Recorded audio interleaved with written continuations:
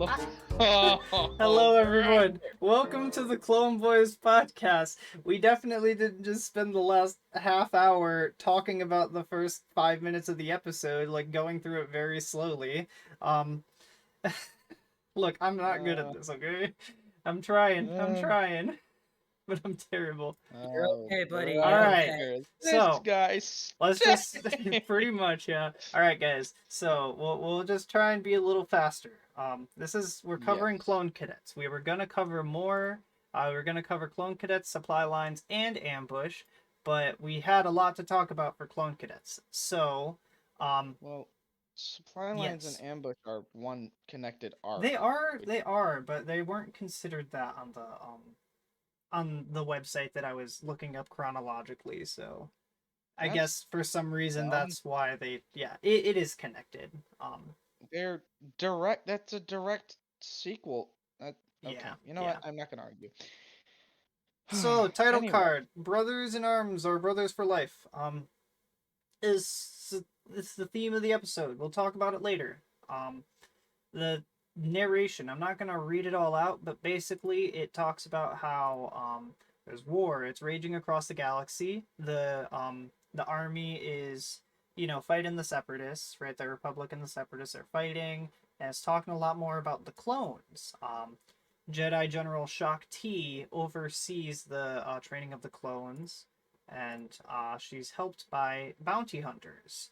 We're going to talk about that a little later in the episode, but yeah, this guy is Brad, and this guy is Brad. What? Brick. This I guy's thought that was a Brad. bit, and I was gonna roll with it. He's just Brad. It's was gonna Brad, roll with it. and I don't know. I can't think of a name. Ellis. Ellis. Brick and Ellis. Ellis.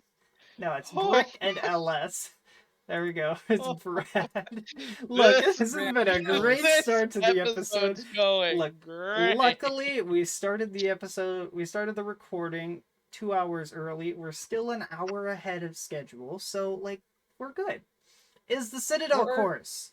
This is the training course. This is the episode. We're That's training wow. for when you have to assault. Daniel, a very fortified position. explain the Citadel course. All right. No, I want to explain. The Oh yeah, Citadel yeah. course. So Daniel explained Oh. it last time. It's Kyle's turn. Kyle, explain the It's his Citadel turn. course. He gets to do it for the episode. I just No, got Daniel can do it. distracted. Oh, okay. Okay. All right. The Citadel Training Course is a course where a single squad of 5 clone troopers ascends an elevator, and then they go into the Valley of Death, where there are towers with like fake commando droids on turrets, super battle droids, and normal B1s that will just like spawn in, and a massive tower with a bunch of gun emplacements that are all shooting at you with non-lethal rounds to fake kill you. You, as a clone boy, must traverse the course by obeying the orders and formations that come in through your helmet comlink and through the big ol' speakers in the giant room, and all the orders are randomized each time, so you don't know exactly what you're going to be doing next, but you must then reach the safe point at the base of the Citadel Tower. You must then grab your ascension cables, yoink you and your squad all the way up to the top, grab the flag, and finish the course. Yep, that's it. Good job. Yeah, it's called the Citadel course, and that doesn't mean anything. Don't look it up. All right, so moving forward, we got the Are we just squad. assuming that our viewers just What? haven't watched the episode, like haven't watched the show? No, they're not allowed. If you watch ahead, you're Oh. cheating. You're spoiling it for yourself. Wait, do because you only really we think can they do named this. it that because of the Citadel, or do you think they just called it that because it's a fortified position? Kyle, you're spoiling it. I'm not spoiling. I'm what? asking I a don't know- question. What are you talking about? I don't know Oh, what you're never talking about. mind. We're just gonna continue. Sometimes foreshadowing is relatively obvious. All right, so this is the Domino Squad. Look at I that. guess I just don't matter. Okay. Look, I'm It's just trying probably to get just us back because to it's where part of it. we're at. It's already been 5 minutes, and just for reference, that took us about 20 minutes in our regular recording, right? Like in our not Get- recording get that I this far. definitely should have done. But yeah, we're here. Yeah. We got Domino Squad. This is the squad that we're going to be following through the episode. It's pretty cool. Right. So Okay. yes. I'll do a quick explanation of everyone's names because at the start of the episode, not We'll everyone talk about has it. We'll their talk name. about it. I have action figures of the cadets. Well, 2 of them. Mhm. Uh, And they have their number on their armor, so I can always remember their See, name. I have a cheat sheet called screenshots. So That also works, but I'm gonna be actually, you know what? extra. Here, this will be helpful. All of my Legos. I'm doing the There Captain we Rex go. Lego set while we're having this discussion. So there we go. That is the Wikipedia. I don't know if it's the Wikipedia, but takes us to the Clone Wars wiki of Domino Squad. So that has all their numbers. Oh, well, guess what? I'm using their CT numbers Ah, but they instead. don't say that in the episode. They're gonna get confused. I'm gonna use them by the names. No, Unbelievable. we're ruining it. We're ruining it for our lovely audience. Technically, I mean, uh, the ones that have like the most complicated like CT numbers get named pretty early on, so it's fine. Okay. So let's Yeah. just continue. The command center, they give them their orders, and Echo is just like, hey, here are the orders. And Droid Bait calls him out. He's just like, hey, just stop repeat, or like, we all heard it, you're Echo. using it. And he's just like, don't call me that. And then Cut Up is just like, Don't you stop mean repeating orders. 3 said repeated the orders and gets Oh, called yeah, you're right. Echo? 3 is called Echo by Droid Bait, who's 4. And then number 2... No, 4 is got up. This is What? a mess. Are you kidding me? No, Yeah. no. That's not how it's labeled What? in the Clone Wars fan of the thing I just sent you. This is wrong. I have an action figure of Cut Up, and he is number 4, and his CT number is CT4040. This is why I use my action figures. Okay, There's well yeah, then that Heavy is was number 1. confusing. Alright, well, Cut Up and Droid Bait Yes. get kind of the least characterization in the episode, so I'm glad that we figured Yeah. this out early on because that was a little confusing. So Droid Bait is the one who ultimately surrenders. Does probably. We'll figure I that know. out as we Alright. go forward. I Yeah. don't know. This is a I great don't know start. anymore, We're doing man. great. So, yeah, they have this little discussion. They're arguing about formation and the commands they were given. And number 1, who is Heavy, says, I'm doing it. And he breaks formation to draw the fire of the droids, and, the group is able to advance because of this. And then, as it's either Cut Up or Droid Bait, because it's number 2, he advances, and it would be Droid Bait. so Droid Bait advances, and CT 275555 knocks him over and saves him from getting blasted. And he's just like, "Thank you, CT 275555," and he's like, "No, my name is Fives." Thank you, So- serial number 5,657,595. Yeah. Thank you. No problem. That really annoys me. If somebody did that next to me, I would probably be very Like if upset, someone because it's if like, someone just starts I could- calling you by your student ID number. oh my gosh. Yes. Thanks, FH22678. Like what? Ah! What did you just call me? I am not a I number. want to see some high schoolers doing that now. It's like that video of the guy that was calling his teachers by their first name. I did that with like a few of my friends. We did as a joke where we memorized each other's student ID numbers, and that's how we referred to each other. But that was like an intentional joke between friends. If someone just did that, I would be like, "Yo, what are you doing?" That sounds like a Man. quick way to very quickly get yourself punched in the face. Yeah. Hey, what's up? Why is my Wi-Fi 11345. Like what? I don't know, man. It keeps on bouncing from red to green to red, so it's in the green. We'll continue.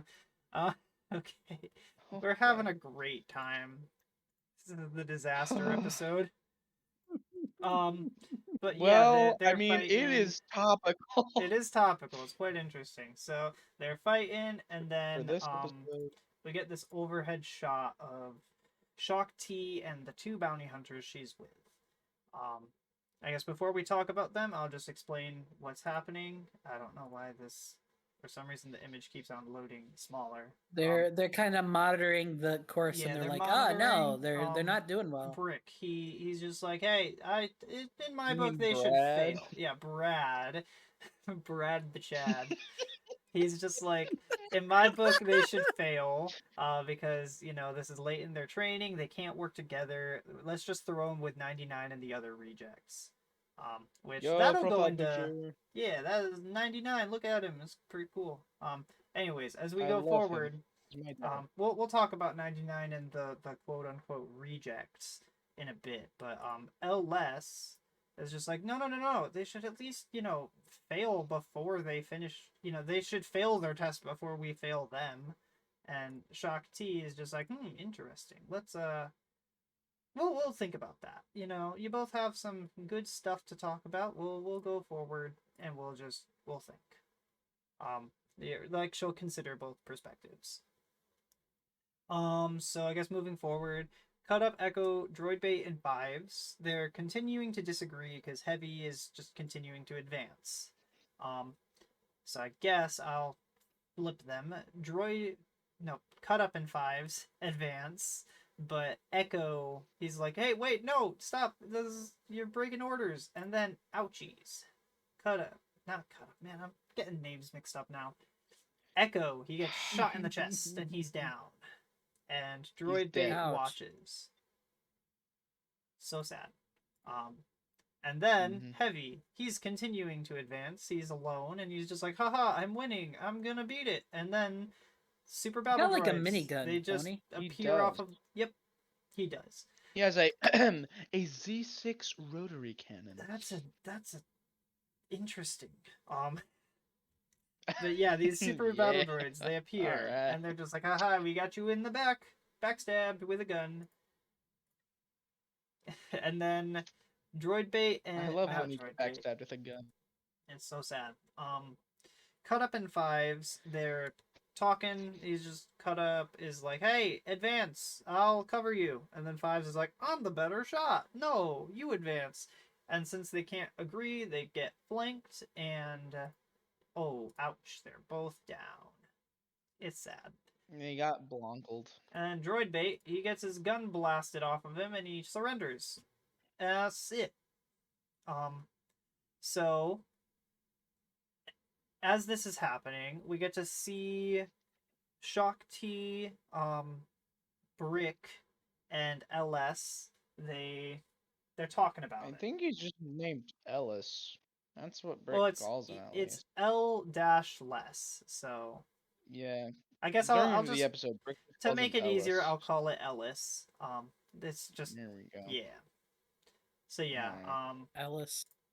Shock T, she says, if these cadets can't get past their short-sighted selfishness, they will never come together. Unity wins war, gentlemen. Don't you love it when one of the characters just overtly states the theme? I love it when that happens. It's pretty fun. Yeah, it's pretty overt. I'd say it's downright clunky, but Yeah. it is the theme. This is a and, kid's show. Yeah, for a kid's show, it's like, I guess the thing that I get frustrated with when it comes to that is, like I said, as every character gets downed, the other, the Shock T, Ellis, and Brick, they point out exactly what's wrong with them. And it's just like, we were shown that. Like, we've already been shown enough to recognize not only each character's traits, but each character's flaws. But I guess the writers deemed it necessary to tell us, right? The subtext becomes text. That I have a problem with, because it's like, I get that this is meant for a generally a younger audience. I mean, generally a family audience. It's to some point. Yeah. But it's like, you don't need to talk down. It's like a sign of show distrust in the audience, right? We don't trust you. It's like, do you ever see a joke where I it's have kind of seen like jokes, yeah. it's like Marvel humor, right? How something happens that's all zany and wacky, and then one of the people's just like, that just happened. Right, the first one that comes to my Yeah. mind, I mean, that's not used in Marvel like pretty much ever, but the first one that comes to my mind is in Infinity War. Bruce Banner is he's being caught up on everything, and it's just like, what happens to Hawkeye? He's like, oh yeah, he and Scott took this this deal with the government, and he's like, who's Scott? Oh, it's Ant-Man, and it's just like, there's an Ant-Man and a Spider-Man. And just like that's Right, meant to yeah. be the joke, and it's just like all you're really doing is, you know, pointing something out, kind of making fun of your own stuff. You're making something that the audience should be thinking into something the characters are thinking, and it's like it just feels like you don't trust your audience enough to recognize certain things. Right, yeah. I don't know how good that example is for what I was trying to say, but that's kind of what's happening here, and I'll give it some levity because it's a kid's show. But Well, a show intended for a younger yeah, it's audience. meant to be Not family really a kid friendly. show with So the amount of war crimes that How happen. goes it, my fellow kids? how do you do? Me watching the Clone Wars. How do you do, fellow kids? Yep. So I guess Yes. so Shakti, she calls 99 to start the cleanup process, and we get to see all of the Domino Squad walking away, and they talk to 99. So since we kind of rushed through that, we went twice as fast as we did last time. Let's talk about each character. We got Heavy. Yeah. Well, So do He's the don't heavy. everyone go all at once. okay. He's the Well, heavy. so funny enough, Whoa, I had a stroke apparently. Funnily enough, Heavy, like as and when I was a wee lad, was like my favorite character in Clone Wars. Mostly because he had a minigun, but that's besides the point. I That's a good literally reason. didn't remember him until I rewatched the episode. So R- that hurts. That yeah, hurts. yeah. Bad. How dare you? Hey, I was a You weren't. kid. I didn't know that. You're I didn't no know that I had to longer pay attention friends. to the Funny Lights show, right? The moving picture show. We're no longer How friends. old I'm are you leaving this that you call podcast. it a moving picture show? I think he's from like the 1700s, Yeah, I'm very honestly. young. My first pet was a Velociraptor, so Oh, so he from like 1700 BC. Got it. yeah, Got it. yeah. Got it. Yeah, that's what he used to watch as a kid. He used to watch, the dinosaurs like, oh, I'm gonna kill you. Yeah, that was Dude, his the show. Flintstones, they were my neighbors. Oh, holy Oh, mo! dude. How them fruity pebbles? Yeah, You but know, dabba doo. I kind of when I was a kid, I forgot that like the Flintstones were a thing, and I just thought that the Fruity and Cocoa Pebbles guys were just like the mascots for the cereal.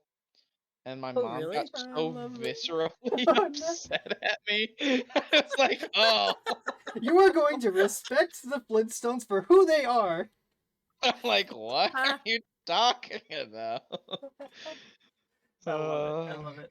Well, hey, since we're in this section, I know Ryan just started talking about heavy, but can we go back to the bounty hunters and Shakti for just a moment? Oh, yeah. okay. Yeah, fine. I see how it is. I just ruin the structure of the We're- show, don't you? Shut up.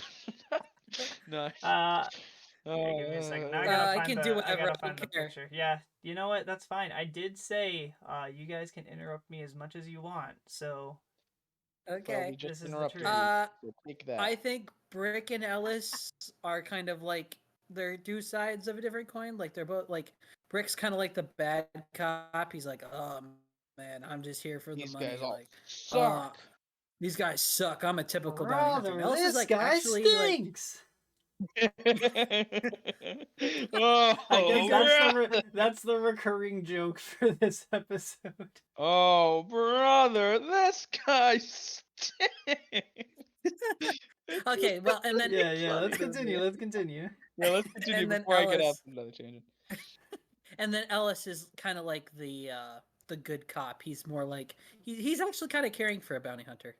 He's like, See, this is more than a job. I've got a few things to say about that, but so Later and on in context. Brick and Ellis have a specific dialogue exchange that I'm very interested in talking about, just because I might have a bit of a hot take to give. So Ooh, I'll just leave that in the air for us to and then on. Miss Shakti is here too, and she's not dead. She's not dead. Yeah. It's pretty crazy. Despite We're being not going to killed get into the by- tangent that we had. We're moving on.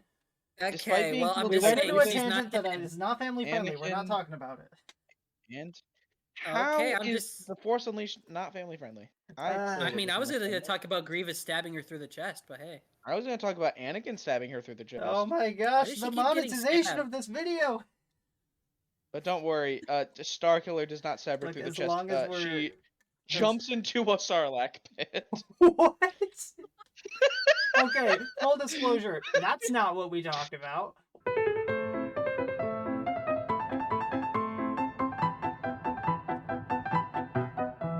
Oh man, that is. Talk about I guess that kamikaze. okay. So back to Domino Squad. Back to Clone Wars. Heavy. Let's talk about Heavy. He's pretty clearly the most brash of the 5 troopers. He's like this go it alone sort of guy. He doesn't really care to watch his 6. I guess his idea is if I move forward, then someone else will watch my 6 sort of thing. Yeah. If I go forward, then everyone will be behind me. Therefore, someone will be watching my back. Yeah, something like that.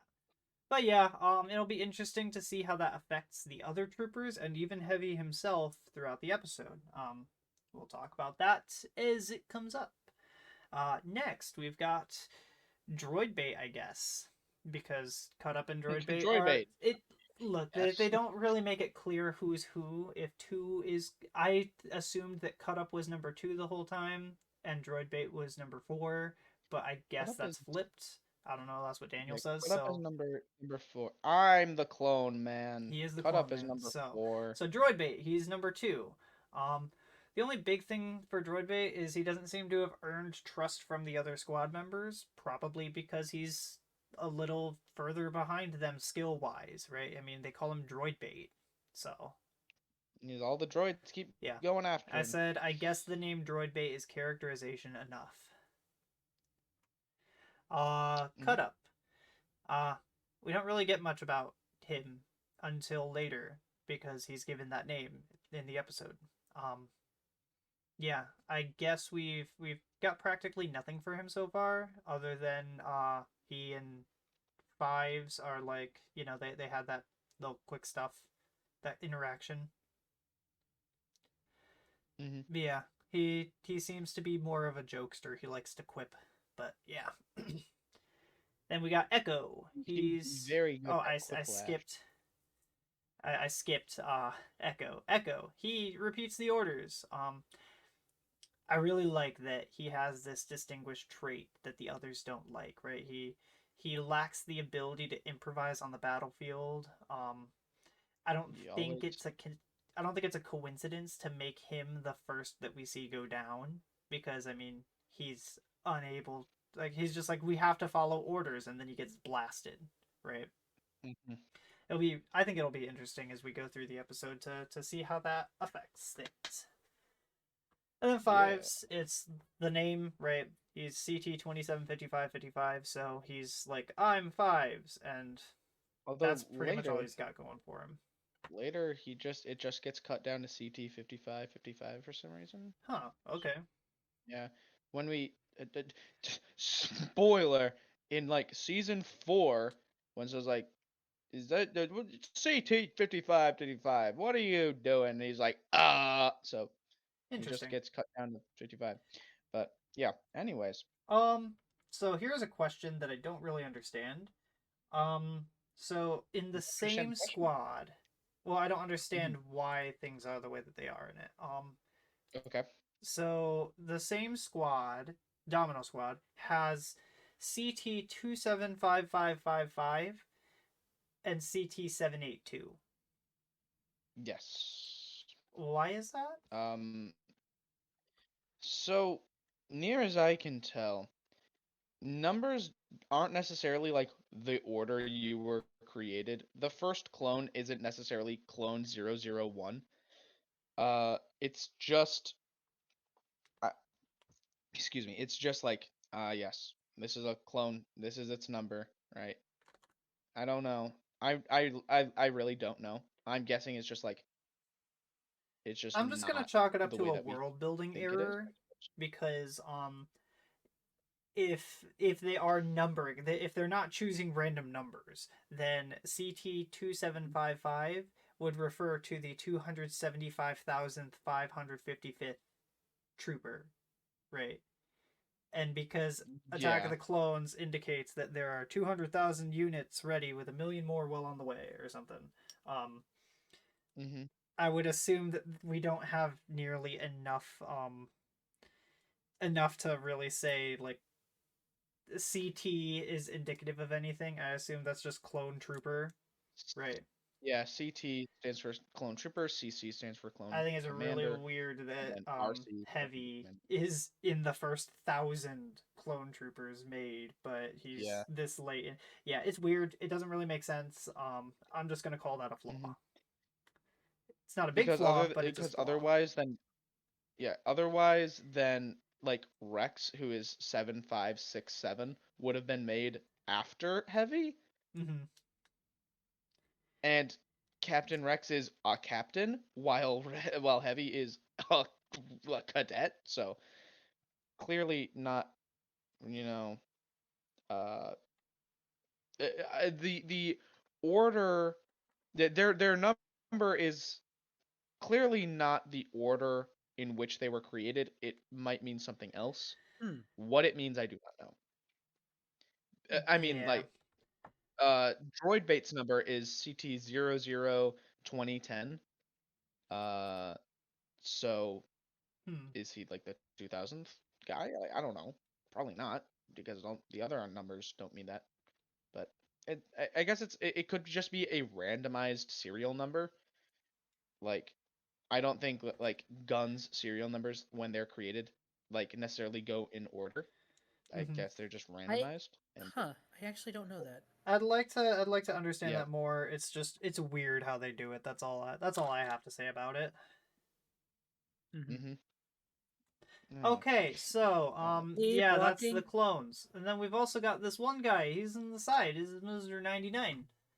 What's his I deal? love him. He's small. He's Love a, him. he's a really nice guy. He's even Daniel's profile picture is pretty crazy. Let's go. It's crazy. He's very old.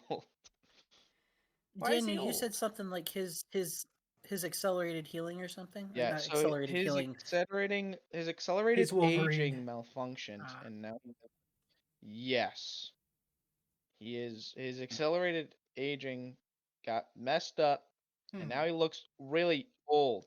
Looks like an hmm. old man. He looks like he goes fishing on the weekends with his grandson, Okay. Well, but instead he just cleans up droid bits. again, that'll be an interesting thing that we will discuss because I actually really like the scene that discusses it. Well, I like it for what it's trying to do. But yeah, they see this dude. We see 99. They talk with him for just a second as they're moving on. They're just like, we almost had it, and it's so sad. And then he's like, "You'll get it next time." They're like, "Yeah, yeah, whatever, Baldy." Maybe. Yeah, look at him. He's old, but he's got like a bit of a deformed face, but it's cool. He's cool. I always thought he was chill.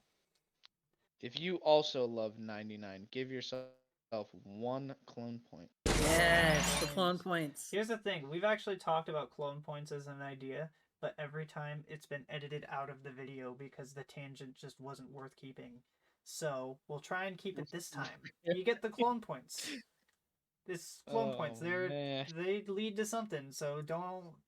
Yeah, just keep Do track you of your know clone what? points. No, because it was edited No, it's a out. prize that we will reveal at the end of the series if we remember. So just Wait, remember.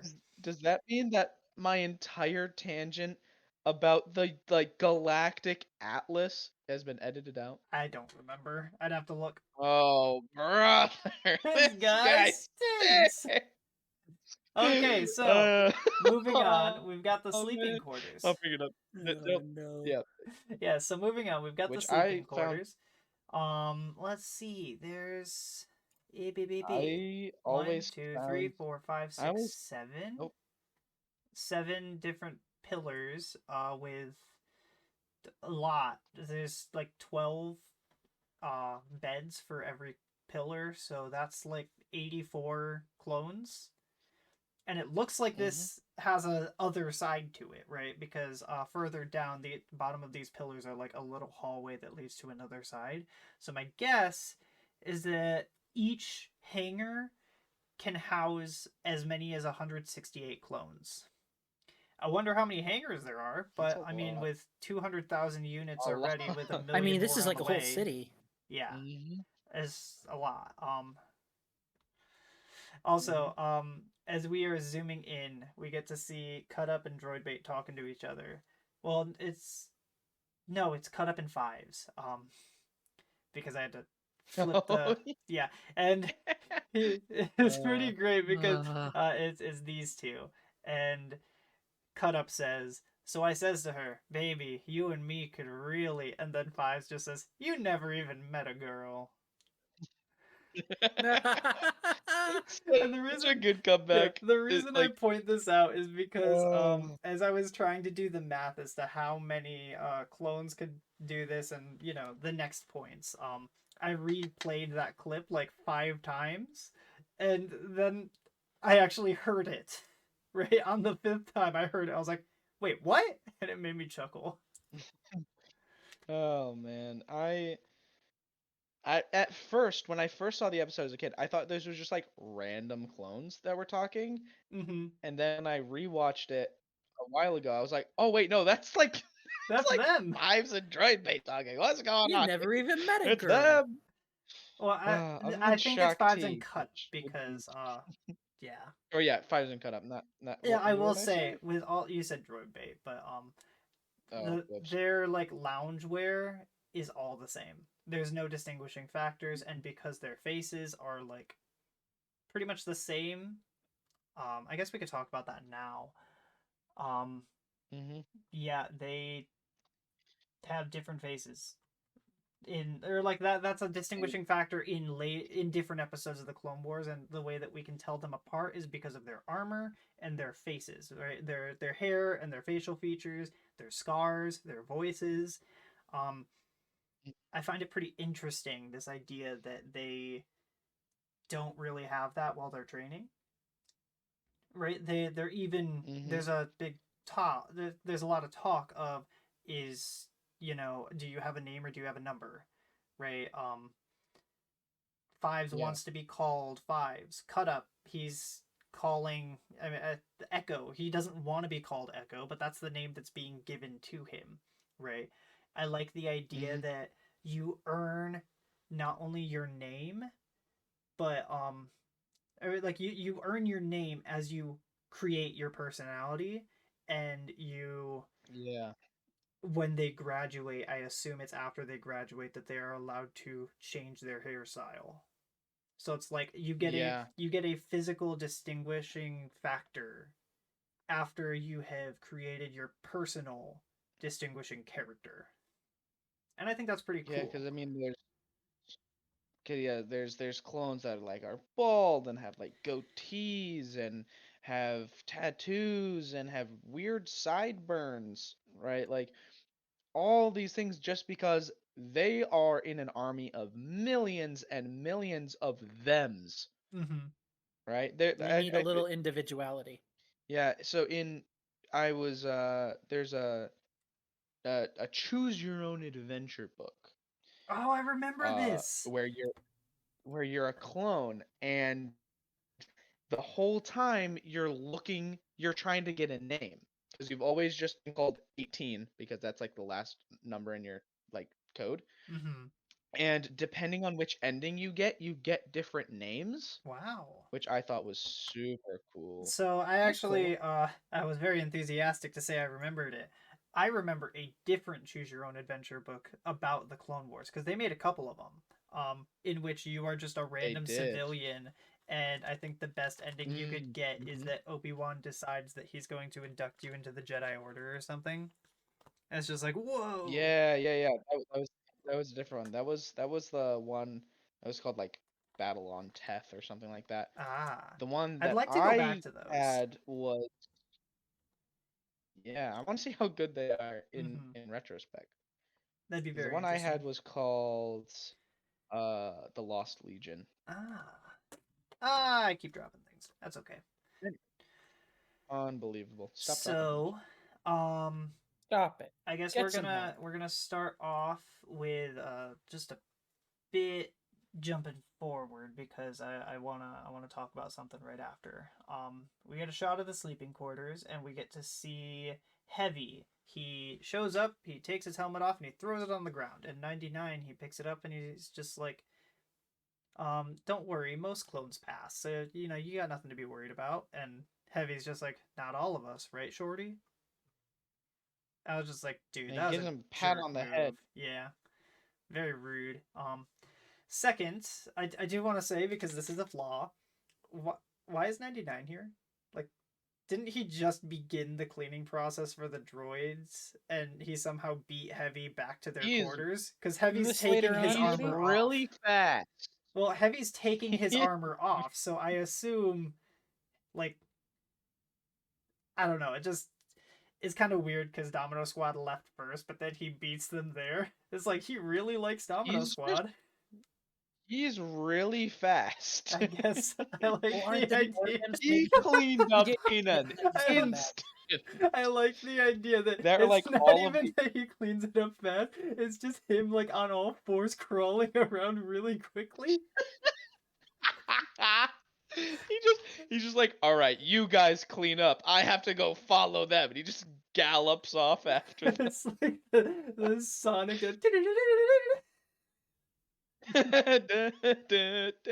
I love it. Okay. Oh my goodness. Lastly, um, I have to say this just because it has been a major frustration since I first realized it back in Mandalorian season 1.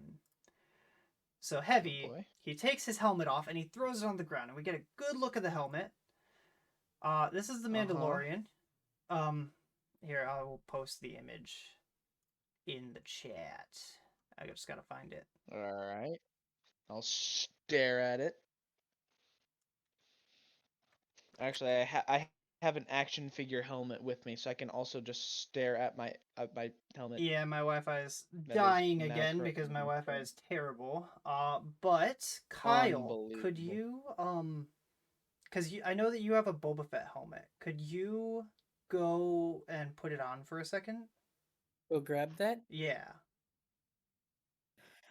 Yeah, I'll be right back. Okay. And the He main is in reason, the so I bomb. guess as that's loading, you can't hear me very well because my Wi-Fi is dying, but everyone else at home can because I'm recording audio I can hear separately. you. So the Mandalorian, I just find the way I that can hear you. he. Okay, cool. I find the way that he holds that light, or not light, the spyglass. I find that kind of funny, but also it just makes me realize, man, he does not have a very good angle of viewing, right? Like, he just Mm-hmm. his helmet, the visor, there's like nothing. It's And so small. here's another image. I'm not gonna post this one, but that's him trying to And ADS. this thing. He's trying Hang to on. look down his sights, and I just can't imagine, like, the helmet's big, and you cannot use a rifle.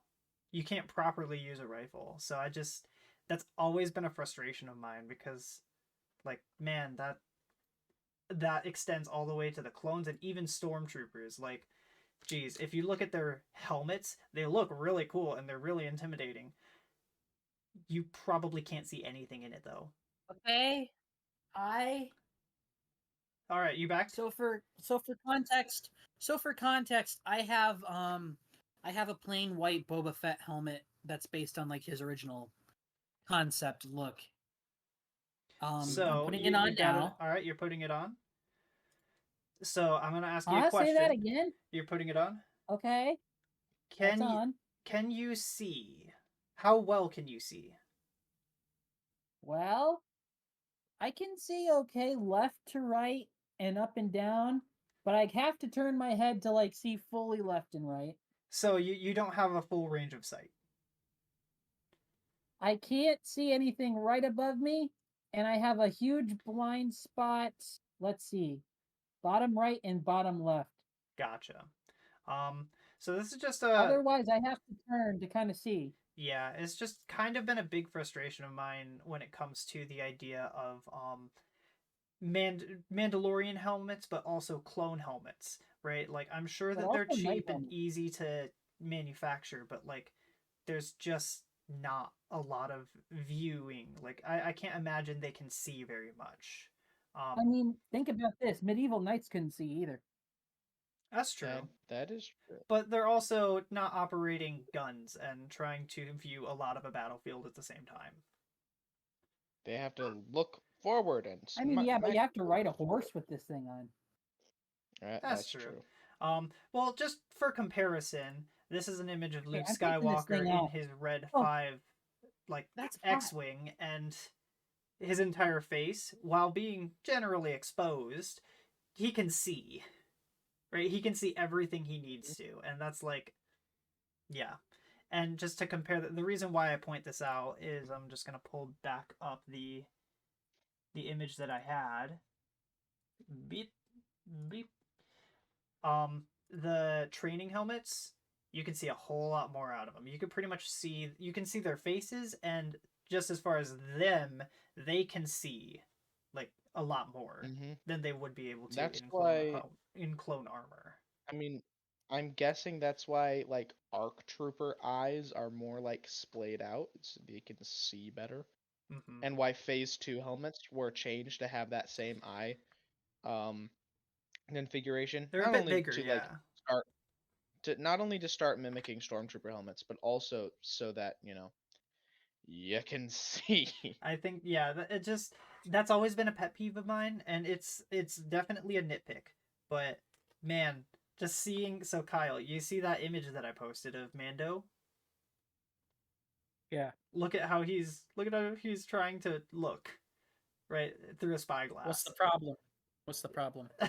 It just look at it. I don't get it. What's your problem? I have a lot of problems actually. Well, first off, this is a visor, right? Like this is a helmet. I understand it's meant to protect him, but it's Mandalorian armor. Shouldn't he be able to see? Like, shouldn't he have a HUD or something with it?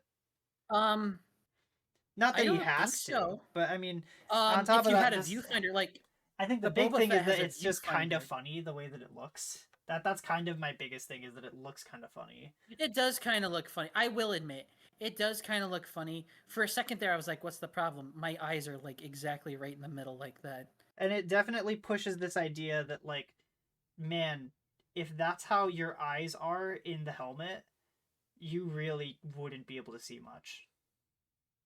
You can see okay. It's not like it's just miserable. I just mean comparatively to any other helmet, right? I mean, compare this to the helmets that they use I think you're training. getting stuck on this a little bit. I don't think I'm getting stuck on it. I think this is like a pretty important thing given that like being able to see in a battle is very, very important. Right? I can turn my head to the right. I'm turning my head to the right, not all the way. Like my chin is not at my shoulder, but I can generally see behind me. Whereas like I have full range of where my eyes can see. It just seems kind of weird to have a helmet that blocks out at the very, very least 30% of my field of view. That's just generally been a pet peeve of mine. It doesn't like ruin any bit of Star Wars, It's just like, man, I really wish that they just had a different design. Like it still looks really cool. I love Mandalorian armor. It's just yeah, with clones being based off of Mandalorian armor, it's kind of I question why aren't they using these training helmets, because I'm sure you can get glass that's generally like we have bulletproof glass. I'm sure you can retrofit something like that. Yeah. Here, I'm just putting a few images in our chat because I mean, these are also something we had in real life, and seeing out of these has got to be Torment. bad. I mean, look at that top one. I mean, the slits. Like, how do you That's even like- see? You get to, it squints for you. Yeah, I don't think that that's admittedly, like, that I would argue that to be an argument whataboutism, right?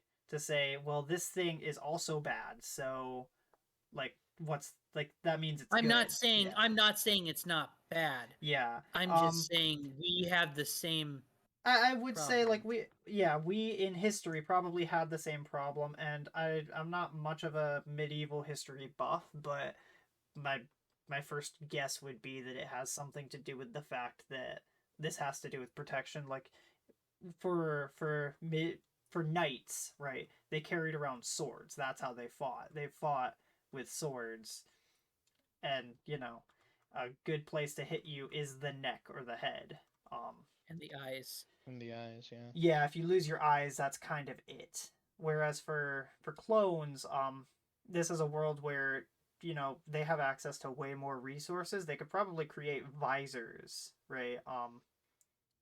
Like Yeah, but also Mandalorian helmets were like, aren't they? Or at least the Mandalorian's helmet is like reflects blaster bolts. Yeah, it's made of Beskar. yeah, Beskar armor. So I guess that's a possibility. That's an idea.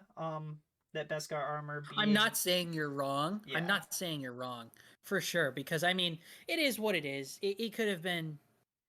I think for the think what they clones were they going should have for- had they should I have think had they were something kind a of little going- bit more tactically refined rather than being because the very idea of the clones, they made them to sell toys. That's why George Lucas made the clone army that Yeah. looks the way that it does, because they look awesome. Because they look like a mix between stormtroopers and Mandalorians. Let's is be what they fair, look like. I'm literally, as we're speaking, putting together a Lego set of Clone Trooper Captain Rex. So like, As we speak, I have 2 Clone Cadet action figures at my side. As we Thanks, speak, I am drinking a Pepsi. Pepsi's good. Nice. Well, it's good enough. But yeah, I mean, it's not a big issue. It's definitely a nitpick, but I've just always noticed that, and I finally found a way that I could point that out by like just in a discussion, because we have a pretty clear example of what I would argue is a better helmet. What's the better helmet? The Cadet The helmet. cadet helmet that has, it's much more Oh. open. It's still very Mandalorian like focused, but Mm-hmm. it's like a lot easier to be able to see not only their I think- faces, like that's a big part of just Disney in general nowadays, is they want to see everyone's faces. Everyone takes off their helmets and their visors, right? Look at the new look at all of phase 4 of the Marvel movies. Everyone has the nanotech that takes off their helmets so that you could just see the actor's face. And it's just like, man, that's cool. Except for the fact that you're in the middle of a battle and you want to keep that helmet on. That's meant to protect you. Mm-hmm. I think this is like Yeah. the That best has of both more to worlds. do with like, oh, this is a major actor. Oh, we and paid also for them to full see full their face. disclosure, I think the same problem exists with Iron Man, but the difference is that Iron Man has a HUD, right? Yeah. Like And then you Iron can Man, just he's just zoom got in the on his- slits.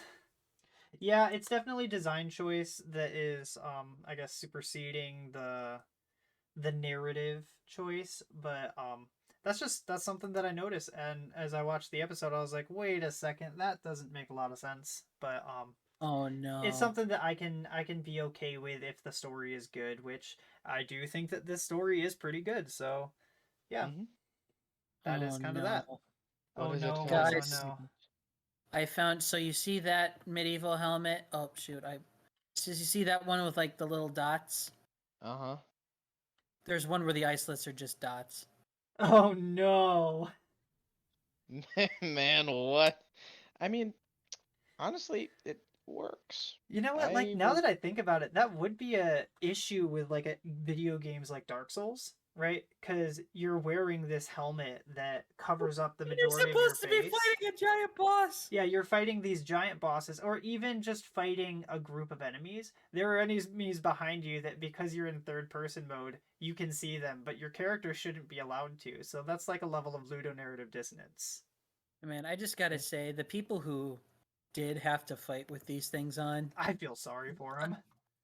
Well- I mean, I feel sorry for them, but I also be like, dude, if you got through that and you survived and you won, dude, just go. You get a clone point. You get a get just the clone point one for clone winning. point You get clone. You get massive kudos for just being a for just Chad. being able to survive No, like that. there yeah. are now several medieval warriors who have been long dead who are now in the running for winning. Oh my goodness, you're right. You guys Hey! get So in now, fights, now win audience, some you clone gotta points. beat the millions and millions and millions of soldiers who died in the medieval Yes. era. In the Let's medieval go. ages, Alright. you gotta beat them, audience. Well, that long tangent aside, let's continue. So the guys, they all start talking about who's to blame, right? Echo asks if they could just start following orders, and Cut Up's just like, I think it went rather well, which, I'm pretty sure it's Fives. I think this is Cut Up. Cut Up and Fives were talking, but I don't know that for certain because we don't really get their names. I'm pretty sure that Fives is who I say he is because of his distinguished voice, but he gets upset with him, and then Droid Bait starts asking them to stop arguing, which Heavy's just like, stop being Droid Bait. Everyone has their own things that they're saying. Everyone has, their own perspectives to weigh in, and it's all in character. I like it because they're all trying to assign blame without recognizing that Their own faults. it's all in of the their problem. faults. They are all not functioning as a unit, so I like that a lot. But then we've got that exchange between Heavy and Echo, which I really like. Echo says, Heavy says to the group, you want to be the best? Then you gotta think like it. And I'm thinking like an ARC trooper. To which Echo responds by saying, ARC troopers follow orders. And then Heavy says, care to repeat that, Echo? And that's what leads to a fight between them. And it's just like, ooh, that's some good Zinger. stuff. I like that. Someone took some time to write that. And then they get in a fight, and Brick has to separate them. And he says, like school children. because we are going line by line here. He says, if you two would focus on fighting droids as much as you do fighting each other, you might stand a chance out there. And yeah, Echo, he very quickly falls in line. But Heavy, he wants to fight back. I just like they call him Master Chief, and the first thing that I could think of was, Master Chief, you mind telling us why you're training clone troopers? Sir, getting this bread. I love it. Anyway, Heavy weighs his opinion on Brick here. He's like, I'd rather be taught by a Jedi than some mercenary bounty hunter. Which Brick responds by saying, Jedi don't have time to Oh, I misspelled it. He says, Jedi don't have time to train grunts like you. That's why they hired me. And I liked that line, because it provides a perspective that one would absolutely have if they knew that bounty hunters were helping train a clone army. And it's definitely, like, that's crap that Brick deals with possibly on a daily basis. So, like, a clone who's just saying this maybe a clone saying this may be a stronger indication of all of the crap that Brick has to deal with on a regular basis just because he chose to take this job. Right? I mean, he's a bounty hunter. He chose this job. So his response is indicative of the fact that he definitely deals with this, like, all the time. And also, I mean, when you when we, I don't know if it's right now, or in a bit, but when he goes like, when I was assigned, I had high hopes for you. Like maybe Brick isn't always this surly, salty dude. Like maybe he's just like fed up with Domino Squad. That is a bit of a foreshadowing to my hot take. So, Mm. yeah, let's just continue. That's the good in this scene, right? Here's the bad. I don't believe at all that Heavy would ever be allowed to say this to a commanding officer, right? Like, this would never fly in the U.S. Army. Right, yeah. As far as the way that commanding officers treat their subordinates, especially during the intro levels of the army. Like, it's an army, right? And now, Yeah. obviously, we're not going to portray that in a Star kids Wars. show, right? A family friendly show, but like, yeah, the way the armies should act, I was just like, Heavy should be, reprimanded for that. Or marshaled at least. Yeah, maybe not court martial, but Gets definitely kicked out. reprimanded for straight up saying like, I'd rather be taught by someone else than you.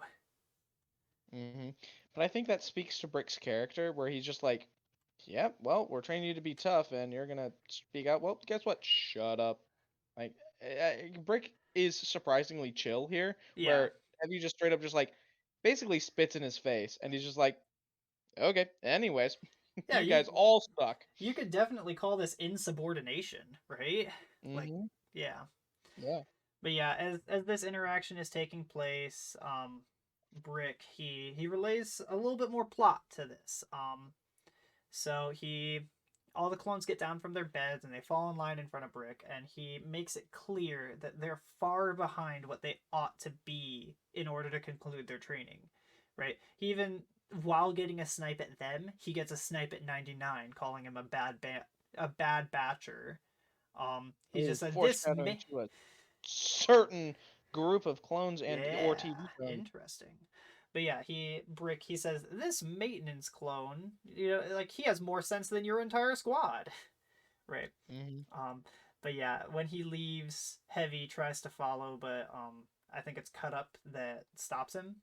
It's either Cut Up or Droid Bait. He stops him, and that's how the scene ends. Um, so Mm-hmm. yeah, we get a more understanding that not only is this their final test, but Domino Squad is way behind for where they They should be. are set to Stay fail. Mhm. slow. So yeah, that happens, and here we go with the next scene. It's with Shock T and the Kaminoan. They're talking about the cloning process, and here's where we get quite a bit of world building for Shock T, and just the level of the world. We talked about this in our attempted intro, but here we go talking about it again. Apparently, since the death of Jango Fett, his DNA is limited, and they have to stretch it to create more clones. The Kaminoan suggests that the Jedi start searching the galaxy for a suitable donor. Um, Hmm. I find that really interesting because it, allows a lot of understanding of how Bad Batch clones are made, right? I mean, the Mm-hmm. DNA is being stretched. This is a very good cloning facility, and not only are they stretching the DNA, but they have to produce more clones now than ever because of the war. So, like, Mm-hmm. glitches would be standard.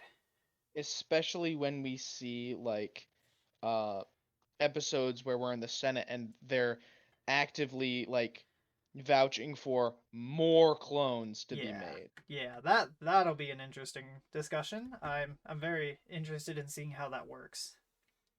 Mm-hmm. Um, but yeah, I thought that was really cool, and I do want to point this out. Obi-Wan does know about Boba Fett. He knows that Boba exists. Mm-hmm. He doesn't have this information yet, or possibly ever, but if only Obi-Wan knew about this, he could have a quick solution for the DNA problem. Yeah, I mean because that's a perfect clone. No genetic tampering. Yep. No genetic alterations for accelerated And even aging better, this is a bit or of a spoiler, but later on, Boba Fett ends up in prison. yeah. So it's like easy to get him. Mm-hmm.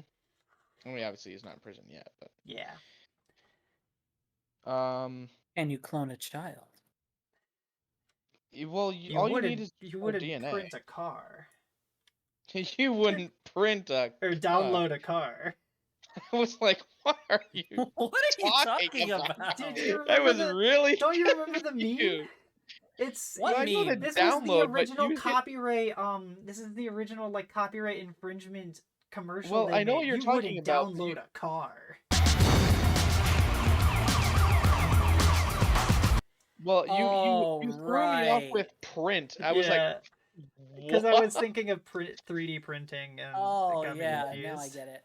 You wouldn't download a house. Yeah, because that was talking about like anti-piracy and Yep, the stuff like The that. anti-piracy stuff. FBI warning. Mm-hmm. Yes. Um. So, yeah, there's that. The Kaminoan also suggests casting out Domino Squad as a bad batch. And Shock T is pretty appalled. She's like, they're humans, right? They're people. Oh, ooh, hold on. I had. Okay, so sorry. Anytime that I get to talk about extended clone lore with like Republic Commando and stuff, I get excited. Mm-hmm. But that is precisely what happened. I think I've talked about this a little bit before. With different kinds of ARC troopers.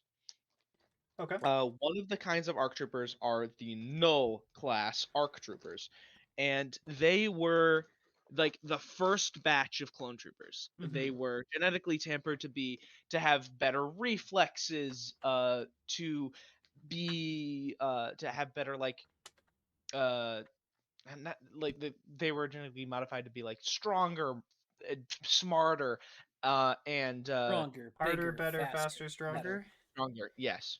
They were designed to be the perfect members of Daft Punk, and but the thing that they forgot to code into them was obedience. So now you have like these kids who are like super smart super soldiers who hate you. So they decided to just, well, we can't control them. We'll get rid of them.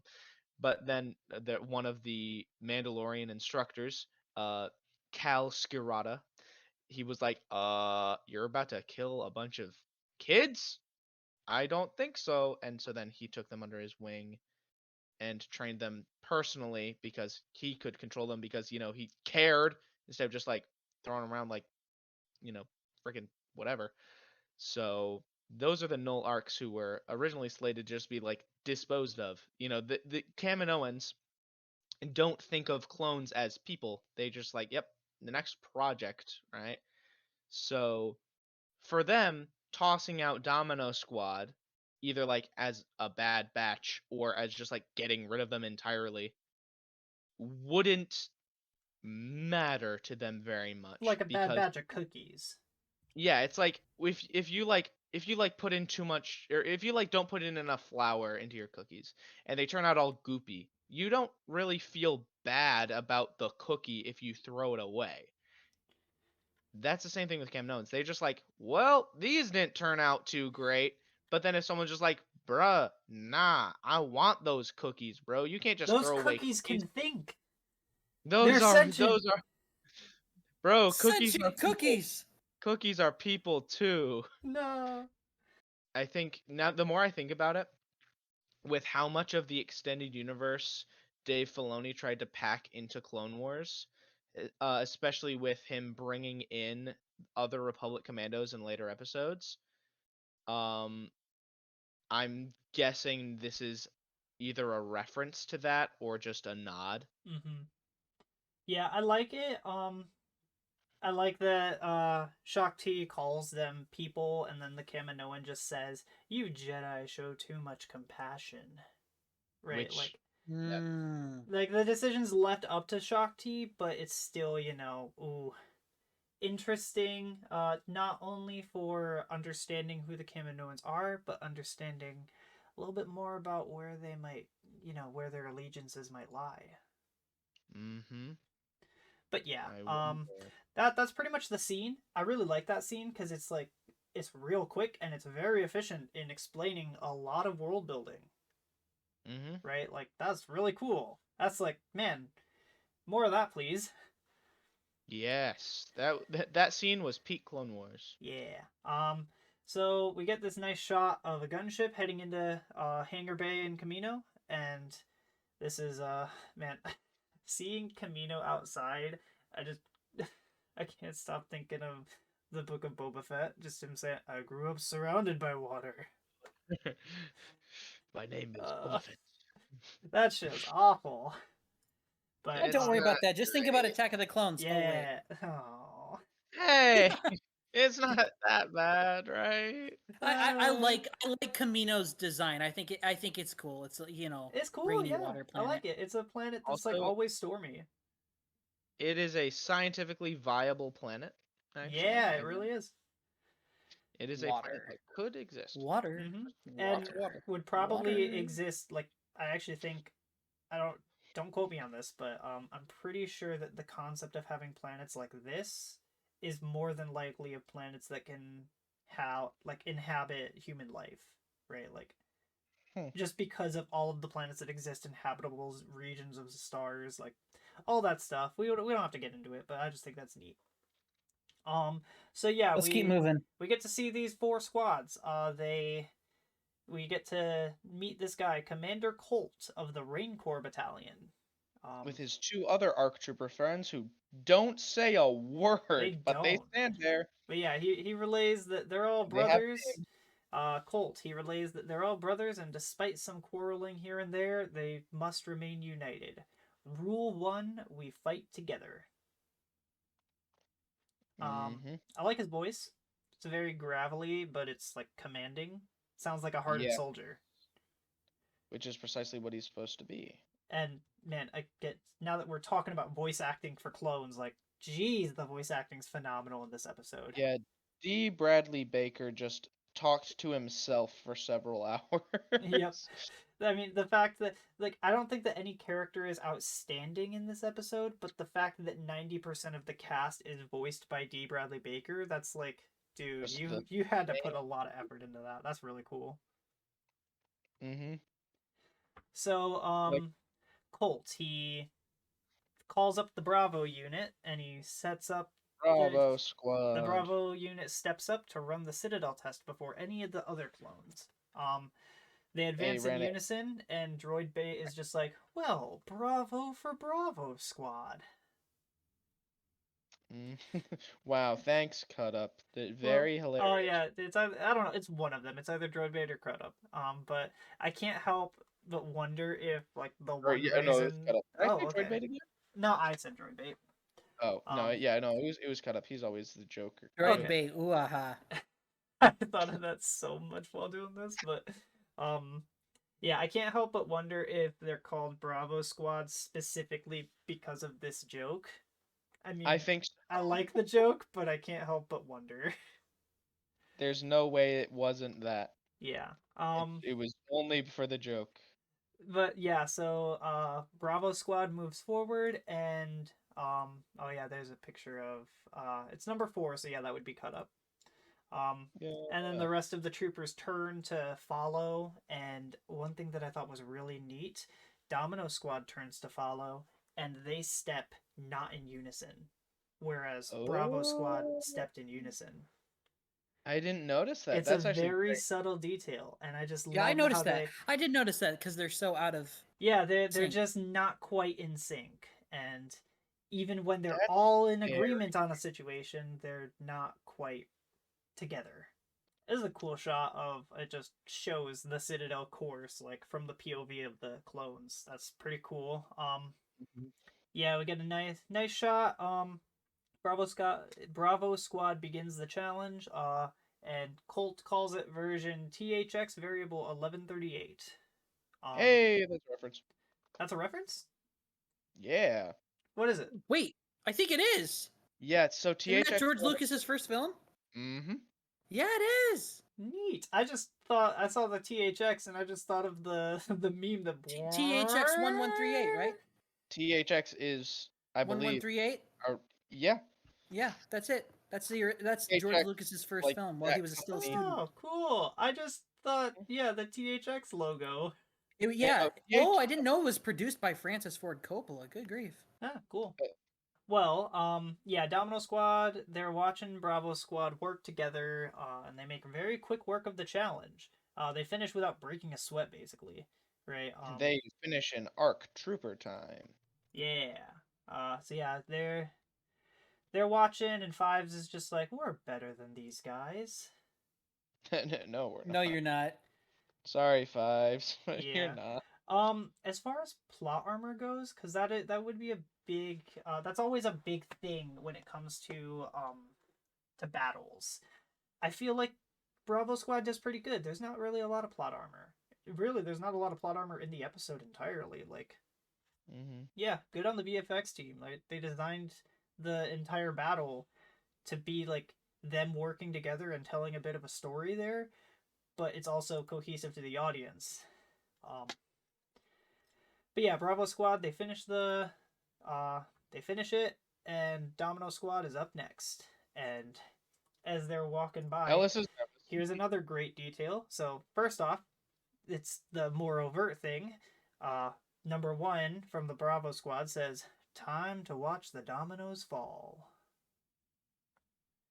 That's just a great line, right? Like, and I wonder again, if the one reason they're called Domino Squad was for this joke. I mean, I like it, but I wonder. It is entirely possible. And here's a really cool detail. Another subtle detail. Bravo Squad leaves in order 1, 2, 3, 4, 5, but Domino Squad enters in order 3, 5, 4, 2, 1. Which is I had to disorganized. think. They're disorganized, and it's just like, ooh, They're not doing it so hot. that's pretty cool. I like that, just very- subtle details. Here's the thing. Does that change when they do it their final test? So they don't walk together in order. The battle actually just starts as soon as they get there. So they're together, but they're not in any particular order. I see. But yeah, the battle starts, and Heavy just runs forward. Right, the rest of the group is behind a single pillar, and then we see, I'm guessing it's cut up in fives. They advance behind Heavy. And Colt, he calls their method sloppy, but Brick is just like, oh yeah, the chaos will ensue as soon as they get their orders. Yeah, because we're gonna have one guy who's just yelling the orders again, Mm-hmm. and everyone else ignoring them. So here's a weird detail, and I know that this is probably just a problem on the VFX team. Fives is just like, I'm on your left, I go left, you go right, and Echo, right? He says that to Echo. It is number 3. He quips to 5. He's just like, "Don't worry, I'm on your side." Get it? Your side? Oh, I think that was supposed to be cut up. I think it's supposed to be cut up, but it's very clearly Echo. Interesting. Yeah. It would have been cool if the idea was that cut up had the wrong armor on, but I mean, that's not the case later on, so it's Echo. It's just a mistake there. Echo just decides to just start joking. To just change his character, yeah. He's just like, alright, I gotta try out this whole joking thing. Yeah. It works for Spider-Man, it's gotta work for me. They're reading comic books in their spare time. Yes. But Cut Up, he watches Droid Bait, Droid Bait watches Cut Up, advancing to the next part of the challenge, and he sees a droid coming up, and instead of shooting, he calls it out, which that makes Droid Bait get hit. And yeah, he calls like, a man is down, but Heavy, he's too busy getting to the Citadel. And they're all just like, we're gonna make it, and they don't make it. They don't make it. Brother, these guys stink. Oof. Because they broke rule number 1. Yeah, so they left a man behind. Colt. Here's the next part that we're gonna have a little bit to talk about. So Colt enters and he explains, they broke formation, disobeyed orders, and you left a man behind. You broke rule 1. This is an automatic failure. So what rule did they break? So rule number 1, which is don't leave a man behind. Yeah, we fight together. That's rule number 1. That's what he said when in his little speech. I get that, but he's downed. Is he dead, or is he well, just... given that every indication we've seen of the clones in this episode they get shot once and they're down. I would assume that this is a stun thing, that like that he is down. So In the like, novel, the novelization, he actually gets like his arm dislocated from this. ouch. Oh, that explains why. That explains why later in the episode he says, "How's your shoulder?" Mm-hmm. That's cool. Um, but yeah, they. I just don't But if understand he's that just wounded, if if he's he's. just wounded, I would be like, no, get him out of here. I Go, totally get that, yeah, get him to but cover. If he's he's dead, basically knocked out. So if he's dead and you need to retreat, I would still grab him. yeah, I just What? think it's unclear what the rules are and what's being broken here, other than this Again, generalized kid show. idea that you're leaving a man behind. So I Again, would kid show. assume the rule is not if someone gets down. So this is what I was saying in the definitely not recording. The rule. I'm assuming the rule is not if you leave a man behind, you're done. I'm guessing the rule is, or not. It's not if a man goes down, you're done. That's not the rule. I'm assuming that the rule is if you know if if you leave him behind, then it's over. Which I don't Rather really than understand, because like he's down. So I just right. Well, I mean, they should have just explained it a little bit better, right? Like he's down, he's been hit. Like he should have just said, "I'm hit," right? It'd have I'm been hit. clear, like he is down, but he's still in the fight, sort of thing. And then here's the problem again. It's like 25-minute episode for Yeah, that's definitely a big younger part audience. of it too. Well, like you could have done it in the If same this amount was like of time. a 45-minute, Okay, if this was like a 45-minute TV show, all they may right. have had So more time. here's a counter to that. But What if we don't instead, know. what if instead of cut up going and saying like he's down, he needs a medic, instead it's just droid bait saying I'm down, I've been hit, and like what do you? It could have been like saying At most I'm you down, add and then 3 cut up seconds. says he needs a medic. Yeah, at most you add 3 seconds. Yeah, you add just like maybe you switch the line from cut up. He says I'm down, and then cut up says he needs a medic. We need to get over to him. Now, the test could very well be that they must pass together or fail together. That's what I said in our earlier recording. But that'd be a great way of pushing the arc. I like that as an idea. But the problem is Domino Squad acts as if the test is simply to make it to the top of the Citadel, which like they don't know the rule then, which again, more than fine. It's perfectly fine for them to not know the rules of a challenge until after a test. That happens in the real world. But the weird thing is that it's treated as if they should have known better. So it leaves it leaves the audience wondering like, so what did they actually do? My assumption is that the test is to it's not necessarily like, all right, oh, he's down, it's over. Mm-hmm. My guess is, okay, he's down, get him behind cover, like stay with him, see if he wakes up. If he doesn't wake up, then it's done. But because they didn't even wait and see and check, they were just like, all right, leave him. We're going without him. I mean, That like, was just imagine if Colt at the end just said, "You are a squad. You either pass together or you fail together." Right? Like, how long did that take me? 3 seconds to say, and that's it. Yeah. Right. That's kind of what I'm going for. It's fine. It's like as a kid, I still understood it enough. It just leaves me wondering as far as like we're engaging in semantics here, so it just leaves me wondering like, what is specifically the thing? It's like it's like Jack Horner is like, what did I do wrong? I mean, what specifically? Right. What I do?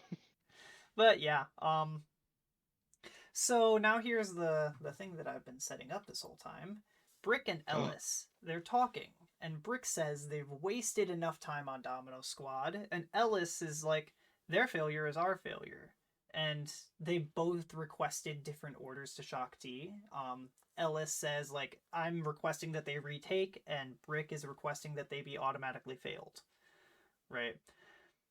So, Before we get started on the interesting discussion, what are our thoughts about Brick? I think he's a tough love kind of guy, where it's like he like these guys are supposed to be soldiers. But they're acting like children.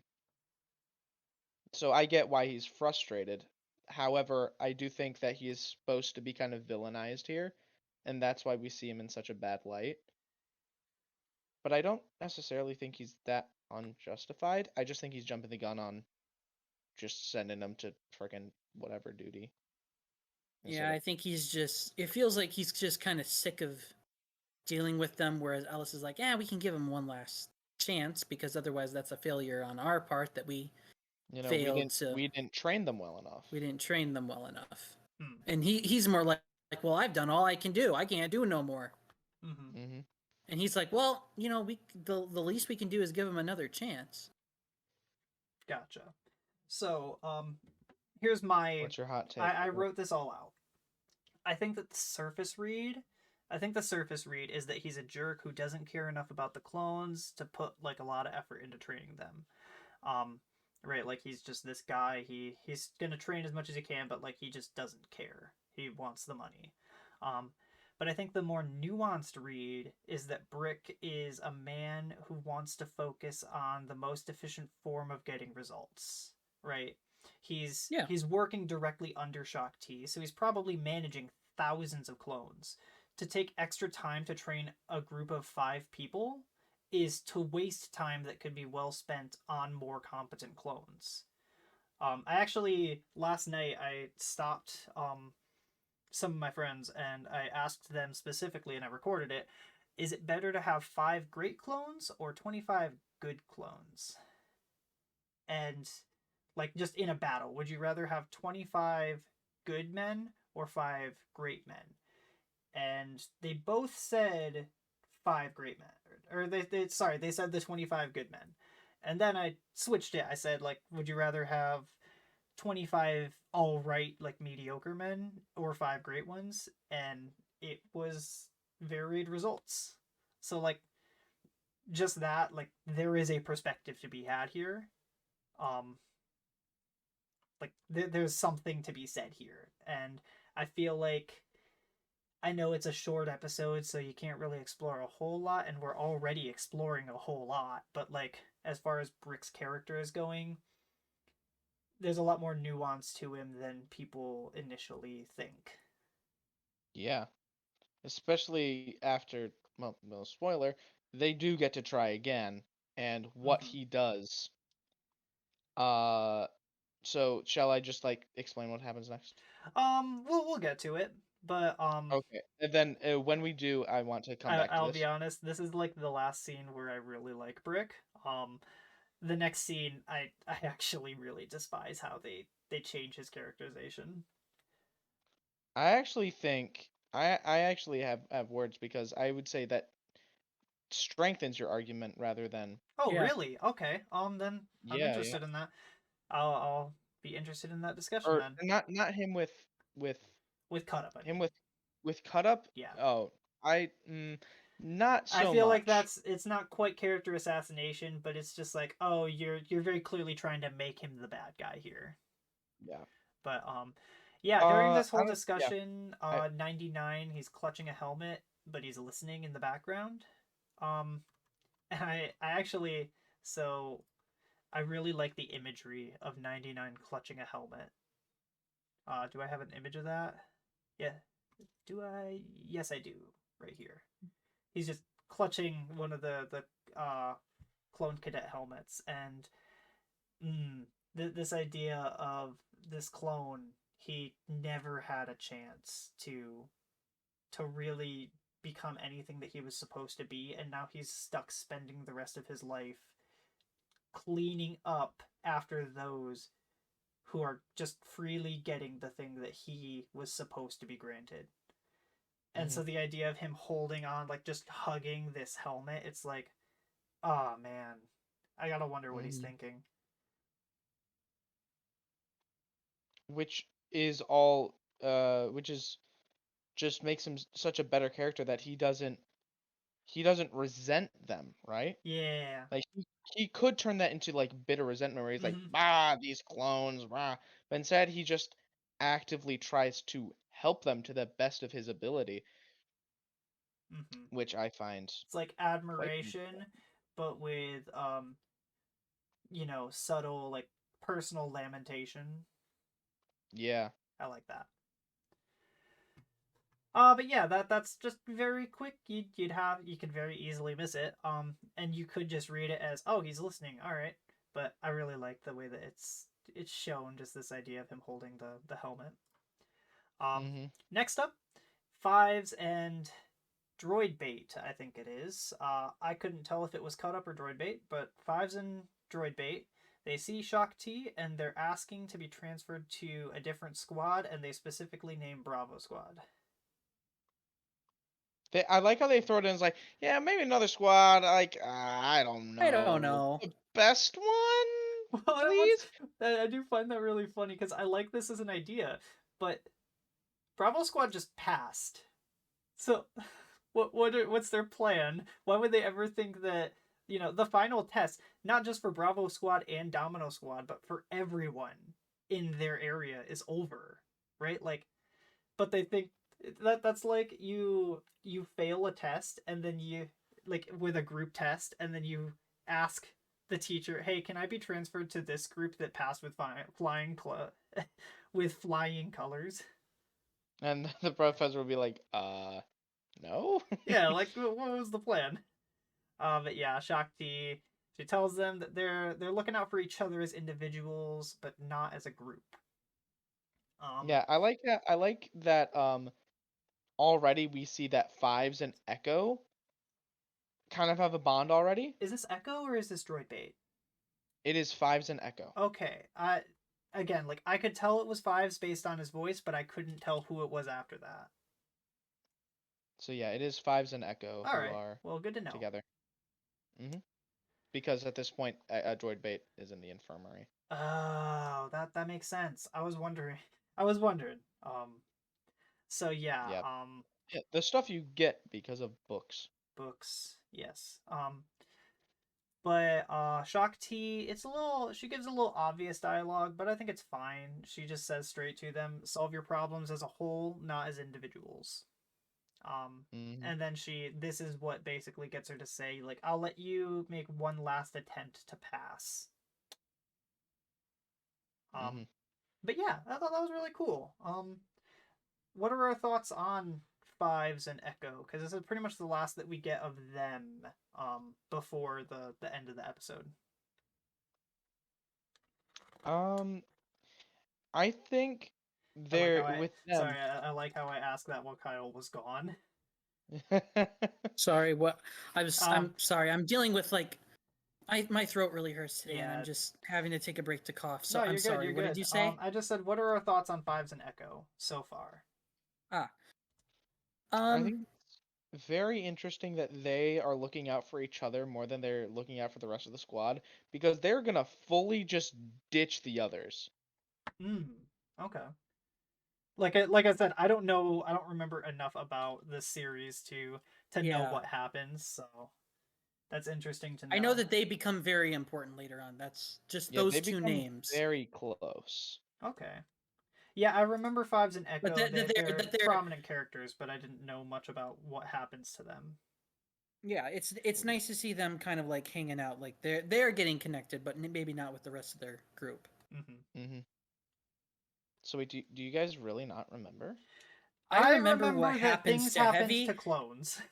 I remember that things happened to Heavy, and I remember that things happened to Five, and I remember that things happened to Echo way later. So, I just remember we had a discussion where we were talking about, I think it was the Citadel arc, and a certain thing happens, and I remember you revealed that to me. I don't want to get into too much spoiler territory for anyone who may be going through this as their first time watching the show and listening to us, but yeah, Daniel, you said something to me and I was just like, what?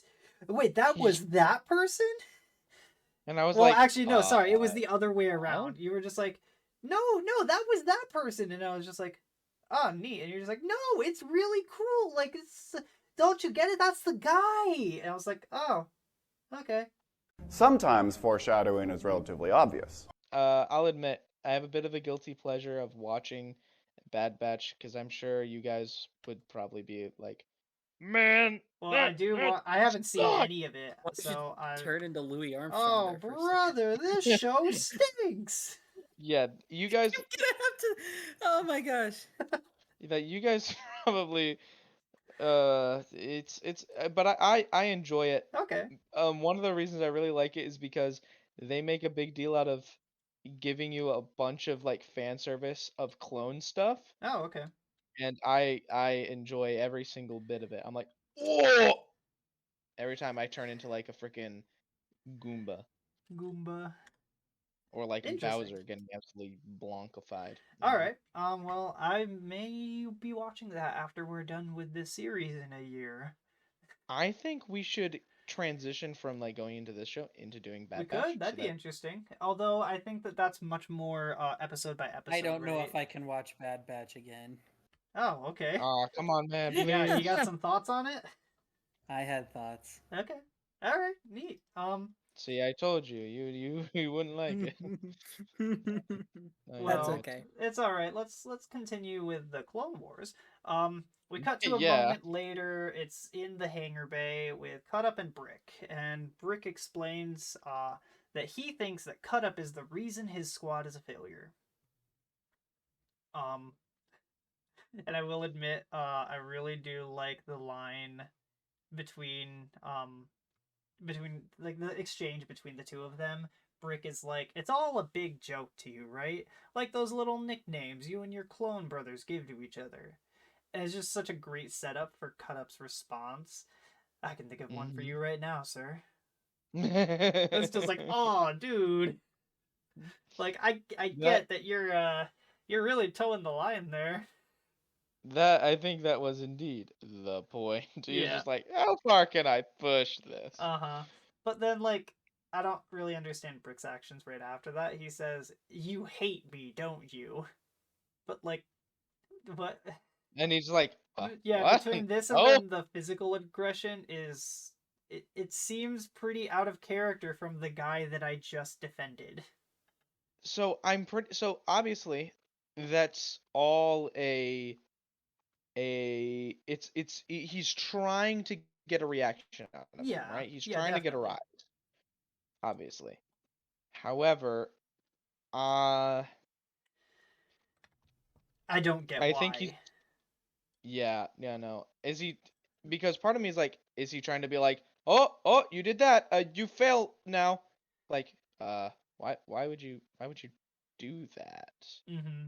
But yeah, it's really weird that this idea that he's egging Cut Up to, like, he's egging him on to admit that there's resentment here. It's just, it doesn't make sense. But yeah, he ends up punching him in the gut and he says, "You're a real Cut Up, aren't you?" And And he's just like, thanks, bro. I like how You gave me Cut my Up, name. Yeah, I love how Cut Up gets his name.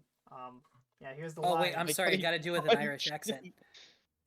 Oh, You boy. gave me my name. Yeah, that Oh, one. my. Okay. That was terrible. I'm gonna Yeah, edit that out. I don't really understand the clone hunter or the clone bounty hunter drama. I can see the scene happening in a story, even with these characters, but we haven't had enough to set up the interaction. Like literally one scene with Cut Up, maybe even a line between Cut Up and Brick could be enough. But currently I'm just working on the idea that this bounty hunter doesn't like a certain clone for some reason. Yeah. He just, for some reason. Yeah, for no some one reason. knows why. But yeah, that's pretty much it. That's how he gets his name. It's pretty cool. In the next scene, the clones are getting ready for bed, but Heavy, he's got insomnia. Just kidding. And also wants to quit his Yeah, job. he gets his armor and weapons, and he's preparing to defect. Yeah, he's getting down, and then Well, not to 99. defect, just go AWOL. Yeah, 99 sees him, and Yeah. So what? Explain going AWOL to me. So AWOL stands for absence without leave. So that means you are leaving when you do not have permission to. You're going rogue. Yeah. Defecting means you are switching sides. Heavy does not want to join the separatists. He just Okay, wants yeah, to that's go what I away. meant by defect. I just think of defect as Yeah. in the word defect, as in like not following the orders given to you, right? Not following what you're supposed to be doing. So he's Right. trying to leave, and I That would don't be really more get like it. insubordination. Yeah. So the This reason is why more like I'm sick of waiting. I'm going in the war now on my own terms. so I said I don't really get it. We've talked about this before. Should a clone be allowed to defect? Are people allowed to defect? Can we use a different? Can we use a different term than defect? Okay, yeah. Should That doesn't really fit here. all right? Should a grown individual with the express purpose of serving in an army be allowed? Right? Should when they are being made, should they be allowed to have the capacity of going against the system that they are working for? That's a good question. And Well, a I guess big part better of better the than Republic should they. Commandos storyline. Would they? Like, do you believe that they would be allowed by the Kaminoans to defect or not defect to go They're against not. orders? They're not allowed to. You're not supposed to be able to do that. By But allowed, can I you mean, stop individual do you choice? think that the Kaminoans would be they can Order 66? True. It's So true. like, would the Kaminoans, if they have that technology, why would they allow the creation of clones that can go against orders? I think on the one hand, it makes them more than droids because droids are just programmed to do what they do. These guys I'm think. gonna But then on the other hand, where was I going with this? Well, see now that there's another thing is like we're getting really deep into ethical territory, just like Yeah, this is well, reminding me of my philosophy class. not even ethical, yeah, philosophical territory. Can you think without having agency? Man. I would say that you can. Now this is taking me back to like my stinking first year of college. Like, But I would argue that an agent that can think but doesn't have their own level of like their own perspectives to give, I would view them more as like a computer program. They're like, I always viewed the clones as like somewhere in between droids and human. Right? They're like fleshy droids that they can think to an extent, but they can't. I don't think that they should be allowed to go against orders. Well, that's awfully dark. I know it's dark, but like the reason why it's dark is because I think the Kaminoans are dark, right? They created a system where you say a few words to clones and they lose all personality and they just go into kill mode, right? Like, so then why is this one being able to act like the way he that's is? kind of where my question is. I think it's fine, but I feel like they should explain that a little bit further. Like the idea, let's just say, for example, the Kaminoans. I mean, it keeps up the deception. Yeah, that's where I was gonna That's go what for it. that The was Kaminoans that was my created argument personalities before. with them so that they could just believe that, oh yeah, so this is fine. It's just, I mean, because the Jedi don't know about these specific orders that are given to change the clones. Like all the orders are specifically held by Palpatine. Correct? Mhm. Correct. So yeah, I guess that's fine, but that's just not conveyed well to the audience in any of Star Wars prequels, so yeah, it's not specifically Man, a we're coming problem up on the here. 2-hour mark. We are, but we're almost done. So Imagine having to do this with the other two geez, episodes. imagine, yeah, this with the other two episodes, or if we went this in depth with the movie. We did go pretty in depth with the movie, but we're almost done. Man. This hurts my head. Brother, this guy This guy stinks. Come on, man. So, Oh, if Heavy's going AWOL, here's the more specific to the episode problem. If Heavy's going AWOL, how's he planning on getting off of Camino? either stealing one of those. I think the books specify that he was either planning on stealing one of those like big orb ships or just stealing the Lardy that Colt and his squad came in. Okay, all right. I mean, I can accept that pretty well. I mean, it's not in the episode, but I guess it's in the episode enough that you can make an inference, so that's fine. Um, yeah. So 99 protests him going AWOL by saying like he can't do this to his squad.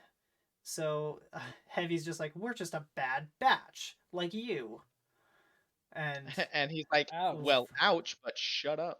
yeah, 99 says, how can I be a failure when I never even got my chance? It's a chance you're throwing away. Mm-hmm. And it's just like, ooh, that's interesting. And yeah, I think I'm okay with the dialogue here. I mean, it's a bit heavy-handed, no pun intended, but the music Oh. is kind of weird. Like the music is way too uplifting in this scene. Yeah. It's just like, yes, we're learning to beat the enemy, and it's just like, nah, I'm just trying to get you to not go AWOL. I'm trying to get you to stop being depressed, I guess. I don't know. Yeah, I like the discussion though, because 99 calls him Heavy, and Heavy responds, "Stop calling me that. We're just numbers, 99, just numbers." And his Not response to that, I think, is pretty neat. He says, It's really "Not to good. me. To me, you've always had a Aw. name." Man. Aw. Ah. I love It's that. Okay. so cute. I'm gonna kill myself. What? What? Let's go up. No. And then yeah, that's the end of the scene. What are our thoughts? It's very good. Yeah, I think the dialogue is a little clunky, but I like what they were going for. The music's weird, but again, just like I question why the scene is happening, just because of the basic like should you be allowed to go AWOL, but you know, I think it's fine. I think if they spent maybe another day or two working on it, since it's the season 3 premiere, yeah, by the way, this episode, it's the premiere for season 3. Yeah, and These it's are our so out of first order. ones that happens Yeah. chronologically. Yes. Once we hit like middle of season 3, I think things were released in chronological order. Well, actually, it's this one, and then we've got season 3, episode 3, which is supply lines, and then from there we start in order. So ambush is season 1, episode 1, and from there we go in order. Wow, look at that! All of our We're almost prequel- out of the weird stuff. Let's go. So yeah, yep, there's him going like word numbers, and then he's He goes, like not shut to up. me, and it's like it's cool. I like it.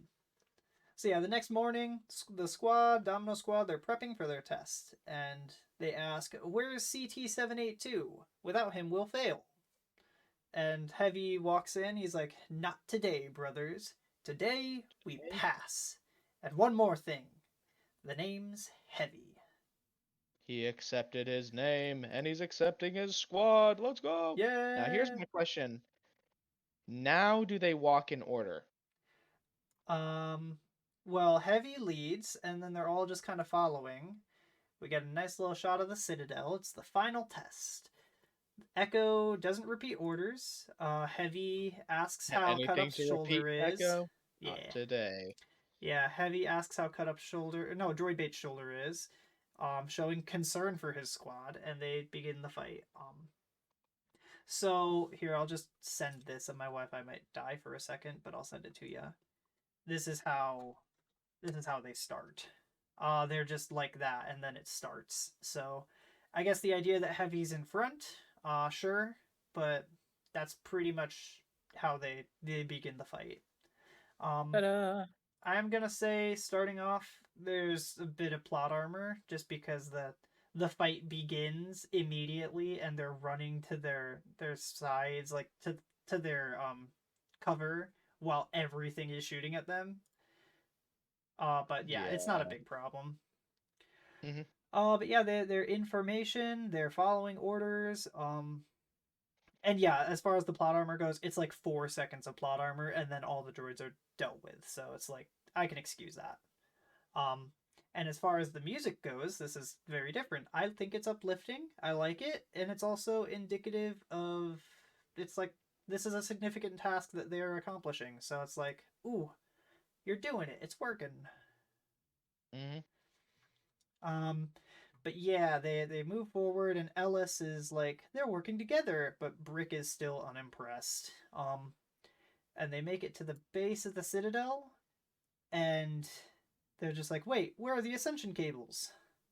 The Mhm. the cables that they're used to Scale the get to the top of tower. the tower, yeah. And apparently, it's not stated obviously, but Brick alludes to the idea that maybe he took them. So here's where I kind of forgot about the scene with the cut up. This is where I was like, yeah, no, this actually strengthens your argument because, like Shakti says, the enemy won't fight fair either. Mm-hmm. So if Yeah, she talking about says like efficiency. adversity So in I feel war like, is a constant. The enemy won't play fair either. yeah.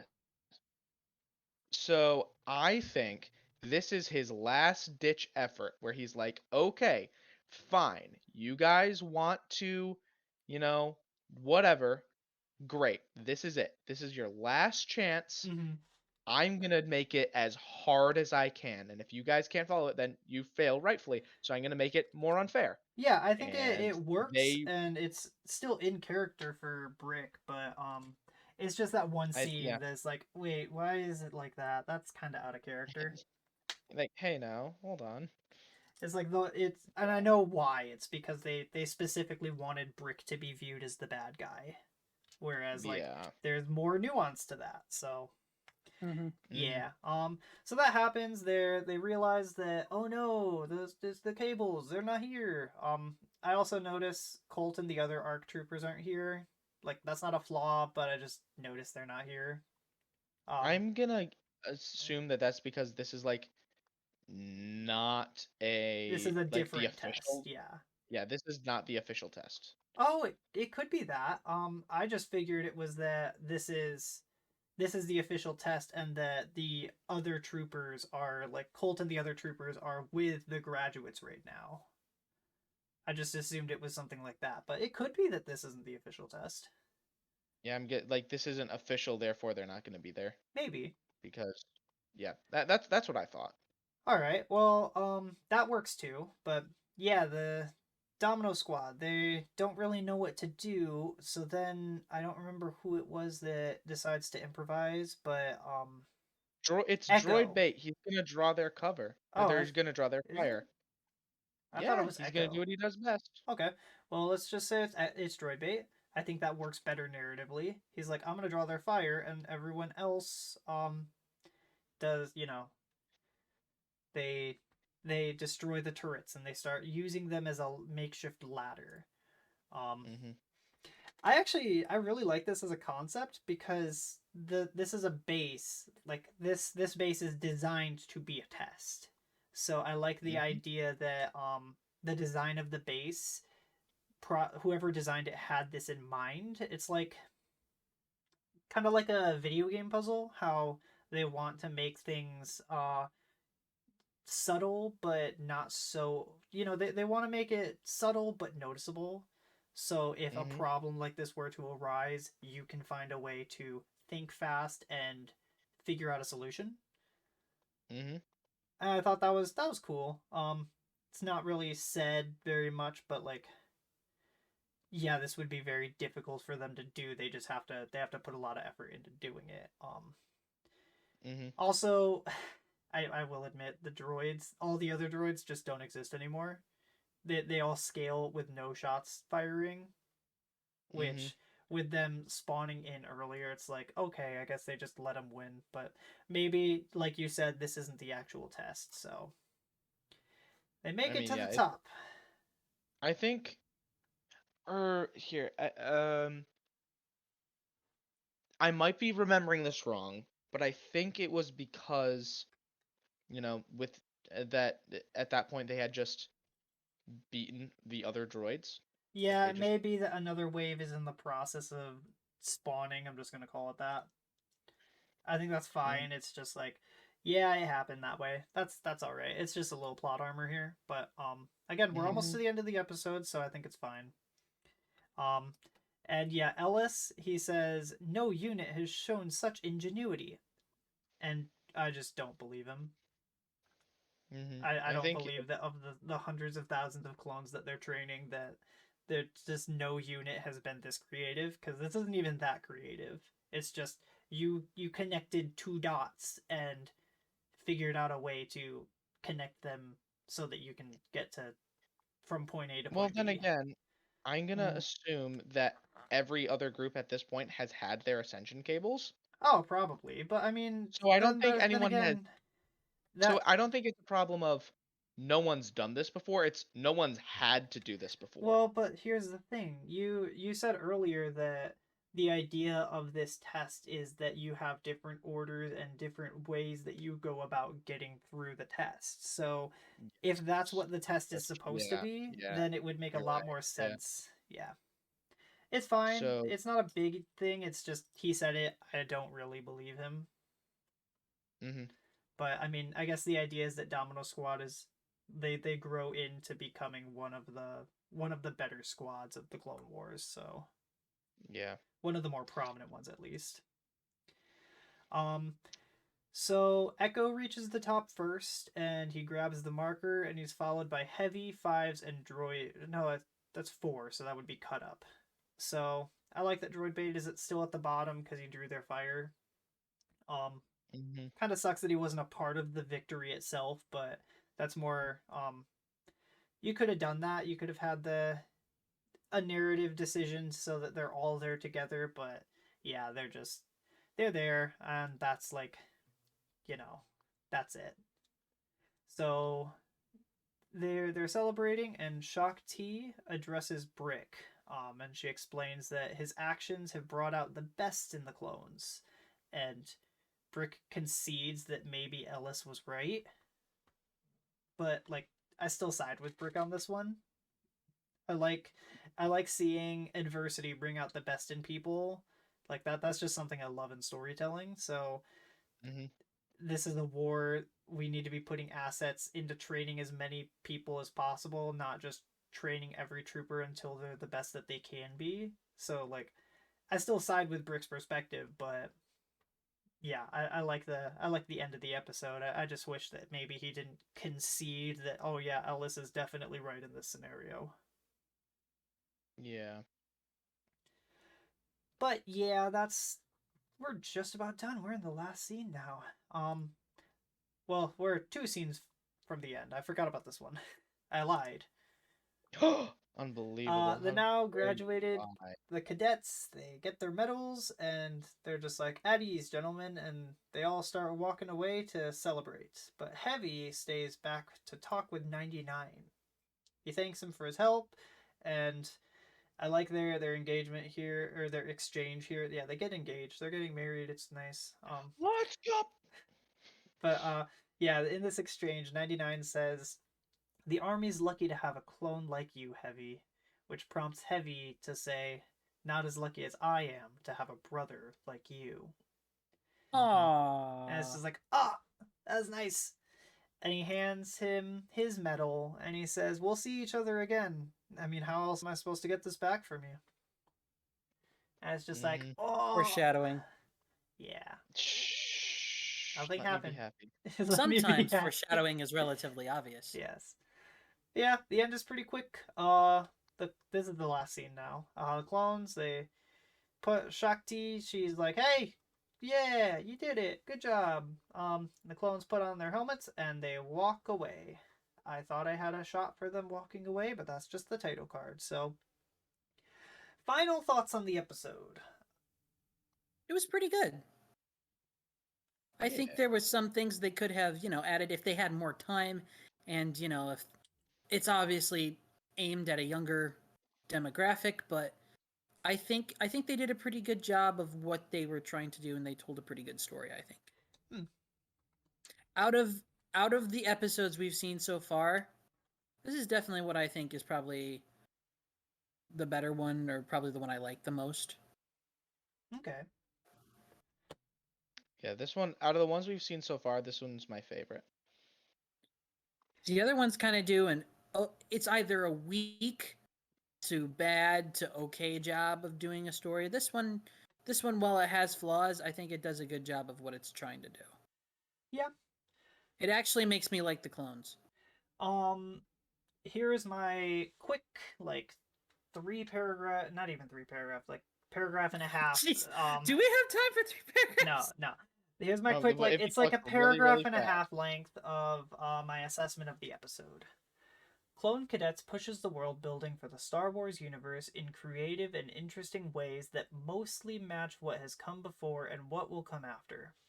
While none of the characters are able to be fully realized, the episode does a great job of not only introducing but expanding upon each of the 9 main cast. A wide array of perspectives and viewpoints are brought into the mix as we explore a squad of troopers that learn to cooperate as a unit. It's effective and efficient, and despite not being nearly as well crafted a story as it could have been, it makes insanely good use of its time for a 22-minute episode. Like, I'd probably rate this around a 6 or a 7 out of 10, but for the fact that this is on a deadline, they had to push this out, and it's a 22-minute episode. Like, this could be a full movie.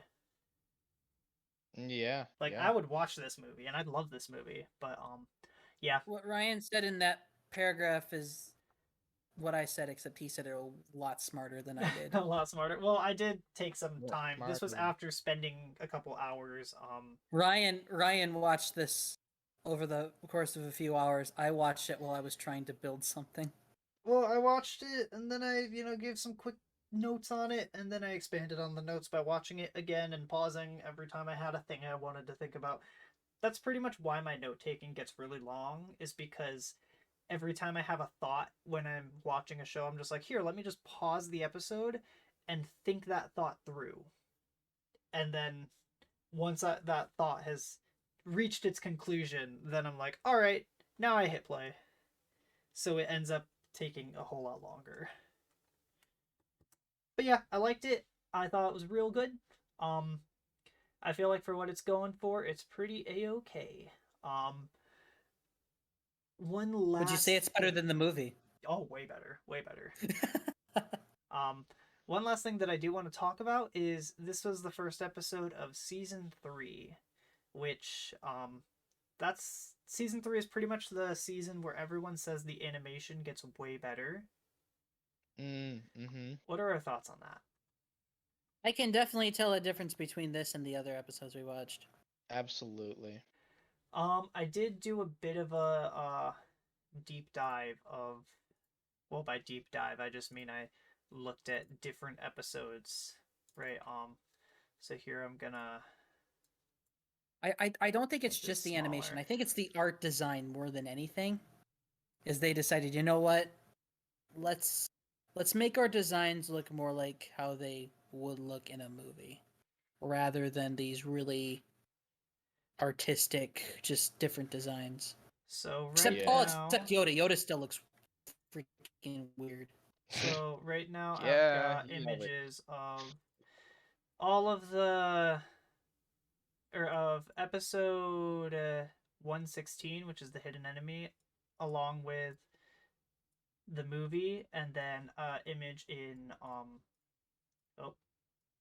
an image in the this episode, and it's just like, quick showing different animations, different the way that things look. Here, I'll go a little, trying to find a good indication. I think that the animation is better, but the lighting is still like, well, I think the lighting is probably the best part of it, the lighting and the textures, because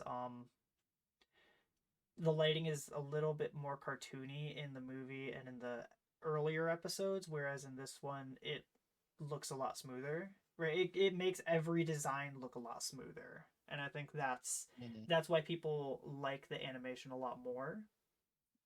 Yeah, for sure. I don't know.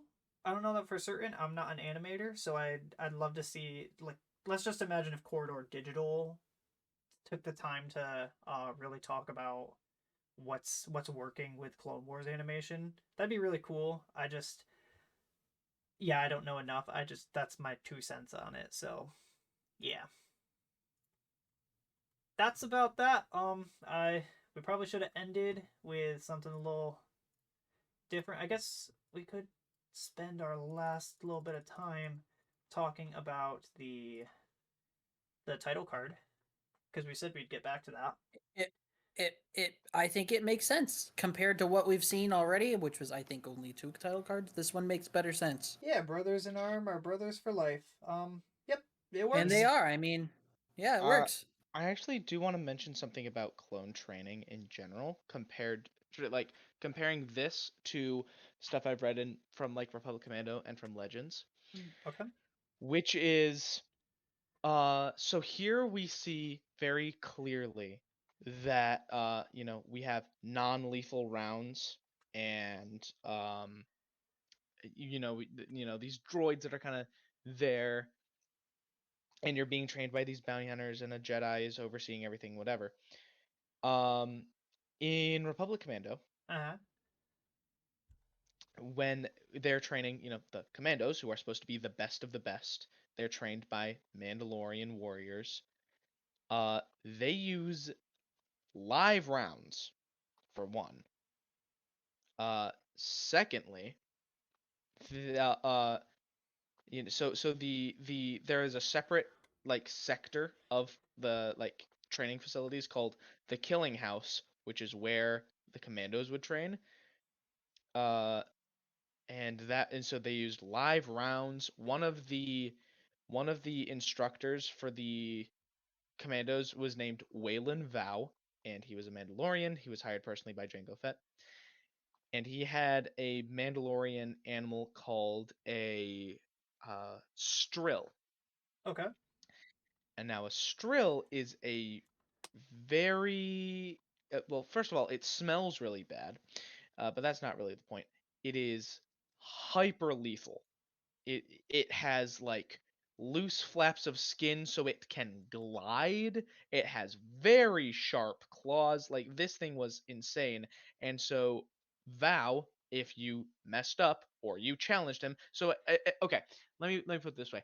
You know the way Heavy stepped up to Brick when he's like, I would rather a Jedi be teaching us, whatever. Mm-hmm. If he had said that to Vow, he would have been like, say that again.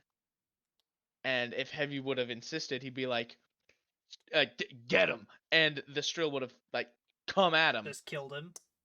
not killed him per se, but he would have messed him up. One of the characters in the books, his name is Atin, and he got absolutely smacked around by this Strill, so he has like obviously he has a grudge against Vow.